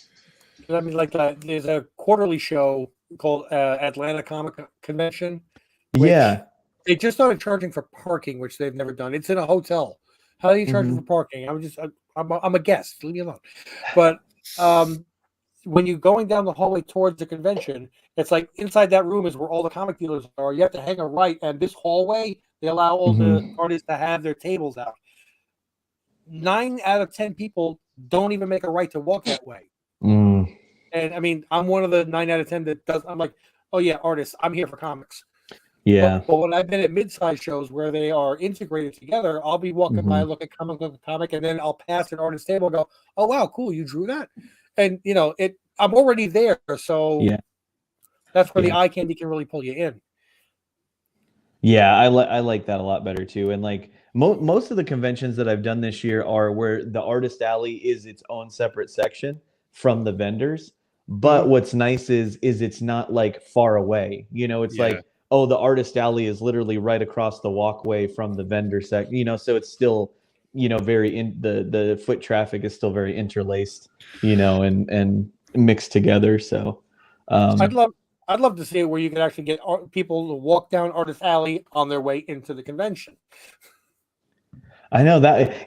See, I've always wondered about that too. I'm like, it could either go one of two ways. It could go really well or really poorly. Because what I've noticed is I usually try not to, when I can select where my table is, I try not to be close to the entrance. Because what I have found is when I'm close to the entrance, people who are just getting into the show don't want to immediately stop and spend money. Yep. They want to walk around a little bit. And by the time they've walked around the whole show, chances are they've either spent their money or they forgot to come back to you, even if they wanted to, so. That is something that I would definitely do. I would be like, oh, that's cool. But I got, my $100 for today, and I'm going to go see if there's something else I want more. And then you forget. Yeah, exactly. So I'm basically trying to sneak you into Awesome Con here because I'm being selfish and it's my man, I want to do Awesome Con really bad. Apparently it's $350. That's not that bad, honestly. And apparently they have 70,000 foot traffic. Yeah, that show is supposed to be great. I've had a couple artist friends that have done that show, and they really like it. Dragon Con numbers. And I'll tell you, having gone there the one time, it's just one giant hangar. It looked very similar. It probably wasn't as big as C2E2, but that same kind of layout, basically. Endless sea. And I remember very vividly, there's all these like, they have like the Funko shops are kind of close to each other. There's t-shirt vendors and then, knickknacks. And as you keep going across, then you hit Artist Alley, and it's all part of the floor, but it's distinct in Artist Alley. So that's cool. I think that's probably, from what I'm learning tonight, the best kind of I like way. Those layouts. I mean, I don't know. So I really want to do that show next year. Because what time of year is that one usually? It's mid-June. Mid-June. Okay. 16 to 18. Since MegaCon moved out of June, I probably can make that one. The only one that I worry about is Heroes Con is always in June, so hopefully it's not the same weekend as Heroes Con. Heroes Con. No, because we're all going to that one. Yeah. Heroes Con and C2E2 are like my top two now. I'm like, I can't miss those shows. Those are my. I'll stop everything. Is it the same weekend? Same fucking weekend. Are you serious? 16 to 18. That sucks. God damn. Heroes Con? Yeah. Ah, Putting all damn these it. major That really conventions in the sucks. same weekend? I was gonna straight up give you like a bed to crash on, so you didn't have to like stay Oh at a man, well I hotel room or appreciate something. that, man. Ah, I hate it. I feel like this coming year, since everybody is trying to get back to their quote unquote normal times a year that they did their conventions, I think this is going to be popping up a lot next year where there's going to be a ton of shows conflicting with each other. And I'm just like, there are so many weekends in the year. Like, why do you have to be on the same weekend as any other major show on the East Coast? You know, like, it's crazy. Oh, yeah, Heroes Con is the exactly. same weekend. Heroes Con is the same weekend as Awesome Con, is what you're saying. Yeah, Yeah. Oh, I thought you were saying the same weekend as C2E2. Oh no, it's Heroes Con. Because he was Oh, saying okay. that it's normally in June, and I was like, oh, okay, that would be fine. Because the only big one in June for me is Heroes Con, and then he looks it up, and of course they're on the same freaking weekend. Yeah, and Oh, it's well. funny because as you're talking about it, I'm like, why do you keep trying to get him to go to conventions that I can't go to? And then I'm like, a little voice in the back of the head is like, dude, you get to see Deegan every week. Shut up. I know. Chances are, if you stumble into the comic shop on Wednesday, you'll see me. Oh well, we'll figure it out someday. Well, you're going to Heroes Con, right? Yeah, no, that's gonna be our all like first. I will meet you, Deegan, in person before I meet Rich in person ever. That's correct. I've never met Rich in real life. Oh, okay. But Rich, you're going to go to Heroes Con, right? That's No, where we're Baltimore. gonna. I'm sorry, but I'm gonna meet you in Baltimore. Oh, yeah. Okay, yeah. So that's coming up really soon. That's Yeah. so funny that you're going to meet me before Richard. It's like, what? That seems so backwards. Deegan, you're one of the guys. I mean, when I've done conventions, it's usually like, hey, after we pack up, we're all going out and getting hammered. You coming? Oh, you guys, yeah. are I'm you one of the not. ones that go out and get I'm hammered? not Or? one of those guys at all. No. 9 times out of 10, it's hard to even get me out. Like I'll go to dinner. You know, like once the day when the con is over, we can go right to dinner, and I'm Yes. all about hanging out and having a good time for a few hours, and then I go back to the hotel. Well, it's mainly because I 9 times out of 10 have convention or commissions that I got to get done. So I'm like, I can't be out all hours of the night, and I don't drink. I haven't drank for like 12 years, so so I'm not really. I drink less after I turned 21. Yeah. Like when I was like 19 Oh, and yeah, me 20, too. drinking more. And then as I got to like 21, 22, I was like, this doesn't feel that good. What's crazy is I didn't drink until I was 21, and then I drank for like a year or two, Yeah. and I was just like, this isn't for me. I don't dig it. I don't like the way it makes me feel, and so then yeah. I think I've been drunk beyond buzzed. I'm gonna say about 9 times in my life. Probably half of them have been this year. So, Oh wow. well, after the age Dang, of 21, Richard's before the age of partying hard 21, it this was year. weekly. Yeah. Before the age of 21, it was weekly. So, Wow. wait, it's legal now? Yeah, I mean, kind of. I think there's some subversiveness to that goes in on our heads. Yeah. I'm getting up. I'll be right back. How dare you? So ridiculous. Damn, I cannot believe it's the same weekend. I know. What are the chances? Oh, well. I'm excited for Baltimore, man. My wife and I are coming. And I've heard that's really cool. I've heard Baltimore is a very comic centric. Yes, yeah, it's very artist heavy, very creator centered, very comic centered. So that's There's one some- reason I was so excited for it. There's going to be some big boys there. Dude, Jim Lee is Jim going to be Lee. there. Like what? Frank Miller. Like, he very rarely does shows. Bendis is going to be there. Bendis is going to be there. Yeah. He's the only signature I'm missing on my Ultimate Spider-Man #1. I have Stan Lee, Mark Bagley, Justin Ponzer, and I need Bendis.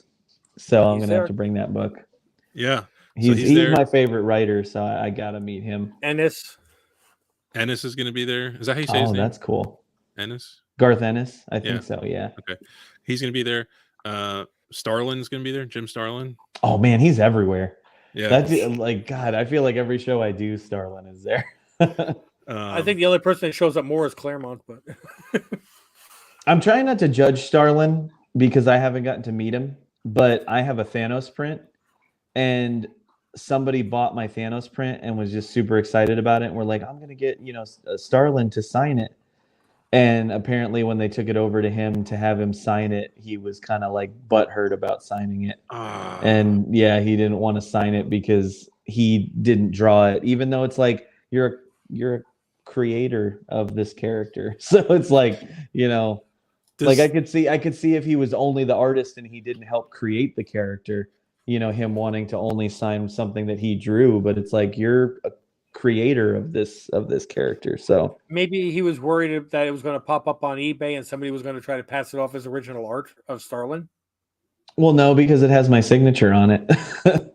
And like it has my digital signature on it too. So I don't think anybody's gonna be passing a Deegan off as, oh no, that's just short for Starlin.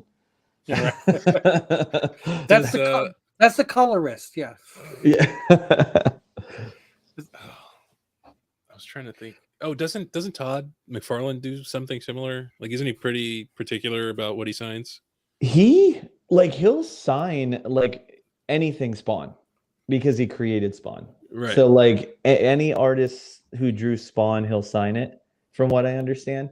But he won't sign something that he didn't create and he didn't draw.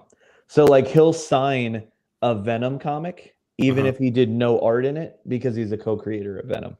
I gotcha. Yeah. So like as long as he had something to do with either the art or the character, he'll sign it. So theoretically, with the Jim Starlin thing, yeah. So somebody brought their Venom print. McFarlane, he would have done it. Got it. Yeah. So I think if somebody took my art print to McFarlane, he would sign it because he co-created Venom. Yeah. And it's true to the true Venom. Yeah. Well, I think so. But that's what I loved is that C2E2. I met Ryan Stegman and I didn't get to talk to him much, but he was really nice. And I'm taking my Venom print and I'm getting like as many Venom creators to sign it as I can. Oh, cool. So I took it to him and he signed it no problem. Like I was like, I know that you didn't draw this, but I did. So I'm trying to get a lot of Venom creators to sign it. And he was like, I have no problem with that. And I'm like, that's cool. It's like, because I feel like he gets it. It's like, okay, yeah, you didn't draw this, but you're considered an important person in this character's history now. Yeah. So it's not just about what you drew anymore. It's about that you are associated with this character in a major way. So absolutely. Yeah. Xbox is saying that Todd McFarlane won't sign ASM 300 homage books. Yeah, see, that makes sense because if it's not Venom in a 300 homage, or if it's not Spider-Man in a 300 homage, if it's like Savage Dragon in a Spider-Man 300 homage, it's like, well, why is Todd McFarlane going to sign it? I he guess didn't create the character and he didn't draw it. It's like tangentially related. Mm-hmm. Yeah, I mean, because it's in like the loosest copy of the possible. the second most homage book, I think, after TMNT #1. Yeah. I would argue Hulk 181. See, I don't see very many homages of that one. Mm-hmm. I feel like I see a lot of Giant Size X-Men #1 homages. Yeah. A ton of Spider-Man #1 homages. Jesus. Oh yeah. Like everybody homages that one. And the AF-15 is AF-15. Yeah, that one gets a lot. Yeah, even your Gator Guard. Yeah.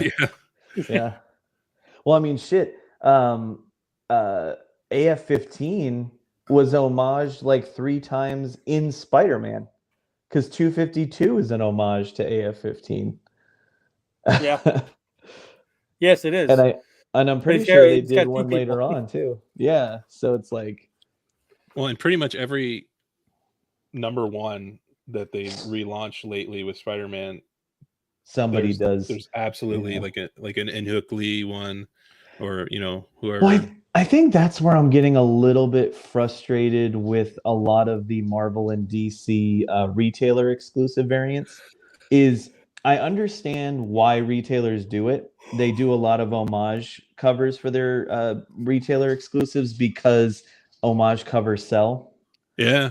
So I get it, but it's like it's a lack of originality. It's getting old. Like I can't tell you. You guys know how much I want to do a Marvel cover. If I ever got the opportunity to do a Marvel retailer incentive, even though it's not for Marvel, It's Yeah. still published by Marvel, so I'm still working for Marvel. It's just not directly. Yeah. I would jump all over it. But I'm not gonna lie, if the retailer asked me to do an homage to a famous cover, I'd be a little bit disappointed. Like I'd still be excited because I'd finally get to do a Marvel cover. Yeah. But if my first Marvel cover is me redrawing something someone else drew more famously, it's like, damn, man, like, let me spread my wings and let daddy cook, like, Well, I mean, that's Yeah. like a lot of recording artists. Their first album is usually covers of other oh people's yeah, songs, especially rather than their own. nowadays it's like I feel like every musician gets big off of covers on TikTok and stuff like that. Yeah. I feel like giving away another sloppy second. Oh, Yeah, that would be fun. yes, it would. So, we need a good hashtag word for this one. How about homage? Sounds good to me. So hashtag homage, HOMAGE in the chat, and we'll pull a winner for a second. No, you got it. Oh, hashtag That's me. homage. That's me. Yeah. That's me spelling it out for people. Okay, but you're not entering that. Okay, got it. Absolutely. Well, like not. I see three people entered, but they forgot to put in a hashtag. Homage is one of those weird English words that does not look how it should be spelled. Like homage. Homage. Yeah, like it's I don't know. I'm like I feel like English. it's probably like French or something in real like Facade. Con science. Oh yeah. Yeah, that's a weird one too. Sit down, English, you're drunk. yeah. I was gonna say I am not, but I did get Tiago was talking about seeing the top 50 books of 2022. I actually got 3 slabs in this week. Not that I had graded, but I picked up. Okay. Well, Greg, you know about these. I showed you already. Hey, Averall, what's up, man? Averall, what's up? Make sure you put in hashtag homage because we're doing a drawing for Giveaway right second. now. Yeah. Yep. So one of the books I picked up, I got was by Toxic Avenger in a 9.8. Oh yeah. Number That's 1. cool. Yep. Peter Dinklage's movie when it comes out. Yay. The other 2 are both Silver Age books. Books that I always wanted, but can't afford high grade. So low grade better than no grade. Right. You got the Daredevil 16 first Ramita drawing of Spider-Man. That's cool. That's a cool book. And sticking around with the Spider-Man number 121, Death of Gwen Stacy. Dude, that is literally like one of my grails. I want that book so bad. No, I just got it. Are you picky about the I'm grade of happy it? for you. No, not really. I'm like, it's just one of those books I just want to have, Yeah. Yeah, I mean, look, the way I look at it is the books that are behind me, for the most part, you can't see fragile. I used to work at UPS. We found out that means kick me. Just slightly out of focus, you can't see the grade number. So you just see the books. That's good. There you go. Yeah, no, there's only like certain books that I feel anything earlier than like 1980, I don't stress so much about the grade. I just stress about having the book. Because I feel like when you get earlier than 1980, they start to they're getting so old now that they're scarce. And it's like, I'm not really like printings weren't nearly as prolific back then. Like once you hit the 80s and 90s, it's like there's a gajillion copies of Amazing Spider-Man 300. So I'm like, oh, I want to have a higher grade of that because just having it isn't as special as having a higher grade of it, Yep. Whereas like with that book, I'm like, you don't just see that book popping up in comic book stores very often, Yeah. Well, either of those last 2 there. 1980 is still 42 years ago. We're Yeah. close to the mid-century, half a century away. Gross sounding. That's weird. Yeah, All right, I know. We got 3 entries. This is really good odds. Yes. Should we draw? 4. Yes, draw. Go for it. Well, Perez is sticking out because I think his cousin is Tito, and he says Tito wants to win, so he's staying out of it. Oh, we got 4 entries. Duck Wang, Okay. yeah. 5 Cool. entries. Last call. Going once, going twice. And then Draw. I gotta wait like 5 extra seconds so that like the video catches. Okay. You heard that, okay? All right, well, let's roll. Duck Wang!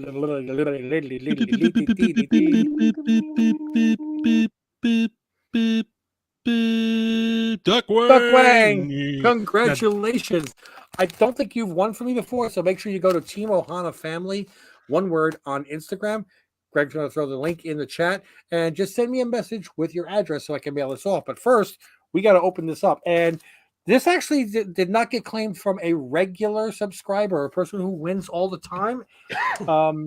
Yep. I mean, and if he watches this on a replay, I'm sorry, this has been around a while for Papa's Place of Ultimate Coolness, but you never claimed this package. Ooh. Aha. I believe I believe Duck Wang is from Switch Comics. So thank you for awesome. hanging out with us, man. Okay, we're opening it up. And I opened the wrong one because that's the one I just did already. Sorry. There's the link, Duck Wang, to message us on Instagram. There we go. That was the one that I already gave away. Okay. This is just in time. Just in time. We have another 2 books.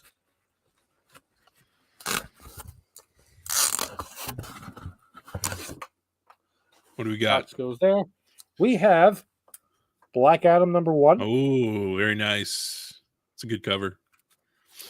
And the new Fantastic Four. Because since I got 1 DC, I had to get 1 Marvel.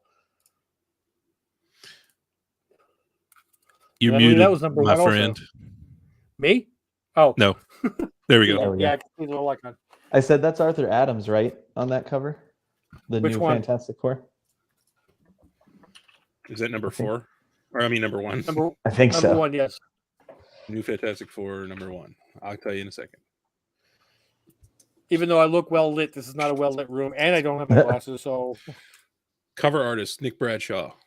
Oh, Nick Bradshaw. Okay, yeah, I love Nick Bradshaw. I'm not gonna lie. I at first glance, I get him and Arthur Adams confused sometimes.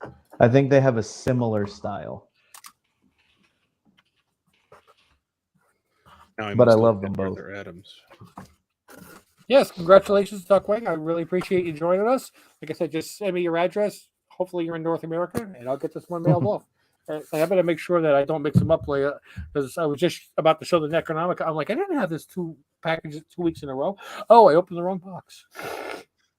Oh, Arthur Adams is not new. No, yeah, he's been around a while, but he's still really good. Yeah, he's not one of those guys that's been around for a long time that seems like he's phoning it in. You know? Yeah, and I remember he did the Goblin Queen cover recently. Is that him? Yep. Okay. He did pretty much a giant run of those Spider-Man covers towards the end of that run. Awesome. And I see he did the depending on who you ask, the first true Gambit on the annual cover. Yeah, which is crazy because that style looks totally different than his style now, but not in a bad way. No, it's just different. Mm-hmm. Look, if you're an artist and you've got multiple styles, that shows a lot about your ability as well. Yeah, and it shows that you kept growing, you know, Yes. as an artist. So that's cool. I'm looking at. I guess I should share my screen. I keep saying I'm looking at. A recent Gwen Stacy he did. Yeah, and I can definitely see.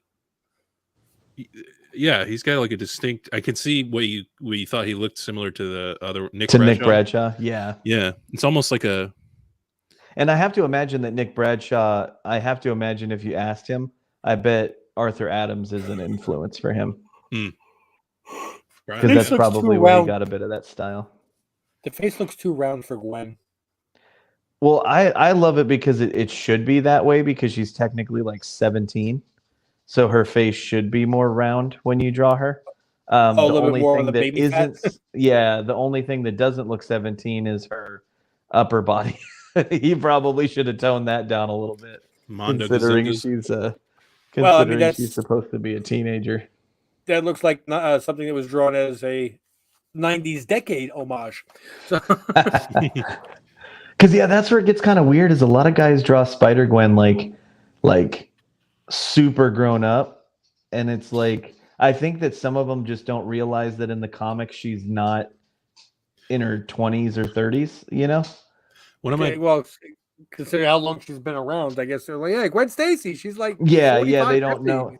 Yeah, they're thinking of like 616 Gwen Stacy as opposed to alternate universe Gwen Stacy. See, like that's really good. Like I was gonna say this really this well. seems an appropriate level of levels. Guys, we need to redraw. We need to redraw because Duckwang says he lives outside America. Oh, bummer. what a shame. Okay.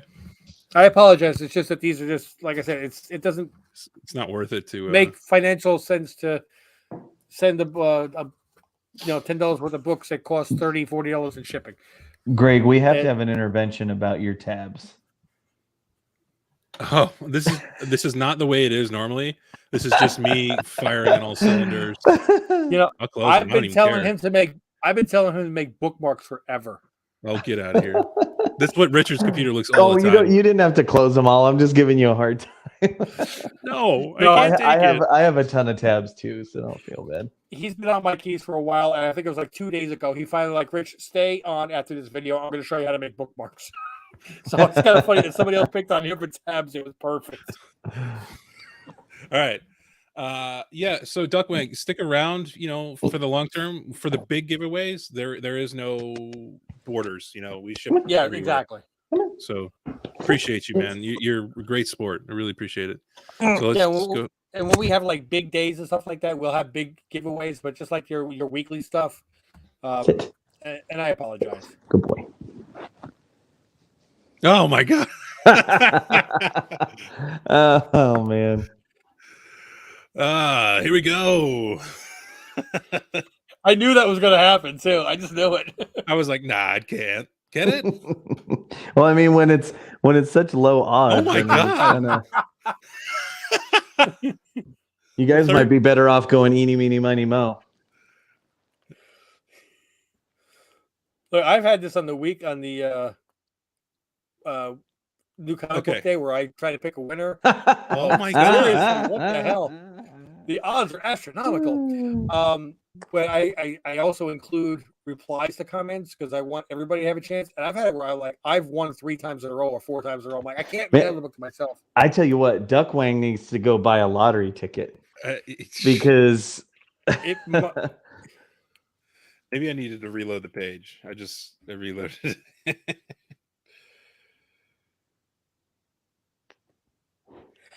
There it is again. Are you kidding me? Okay, we're gonna do a different hashtag. Hashtag. Yeah, I would say hashtag not Duckwang. Oh God. So that's crazy. I bet you couldn't do that again if you tried. That might be just something built in the program to make sure that once a winner is picked, that you make sure you give it to him. You're not like quickly erasing it and trying to re-roll. Maybe. Oh man. Okay. It's the new hashtag is not Duckwang, as you see on the something I never thought I would ever say in my life. It was funny is Xbox saying, I love that Gwen cover. I agree on an over busty character doesn't work on certain characters. But then again, if I saw somebody that cosplayed that had that body at a show, I would not be complaining. Well, I was going to say I love the Nakayama stuff, but I feel like he goes a little bit hard in the page. Yeah, God, he's one of my favorite artists. God, and he's like an uber nice guy. Yeah, like he's like one of the artists that I've met that lived up to like being glad that I'm a fan, as opposed to being disappointed after the fact. Yeah. Yeah. Averell, you going to enter into this one as well? We're re-rolling on that last one. Yeah, were you got in the great last odds. row. Yeah, man. And everybody else is like, shut the hell up. I want to win. Oh, right now we got 2, correct? Yeah, 2, yeah. If we, Now-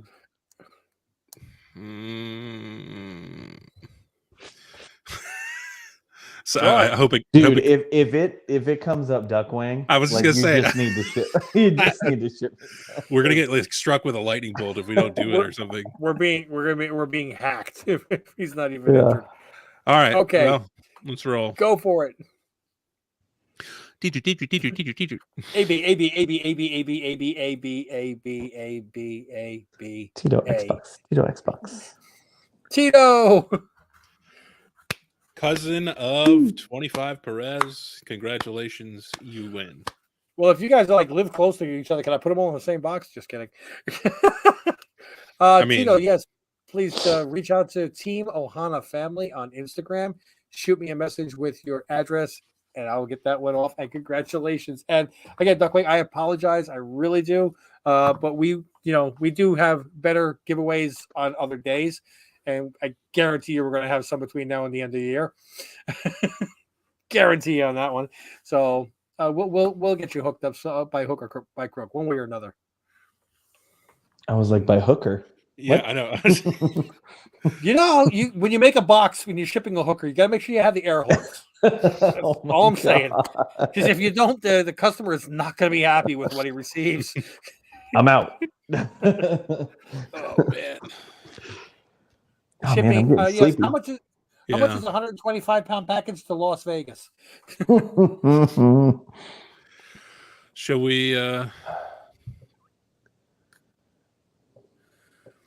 Oh, there you go. Okay.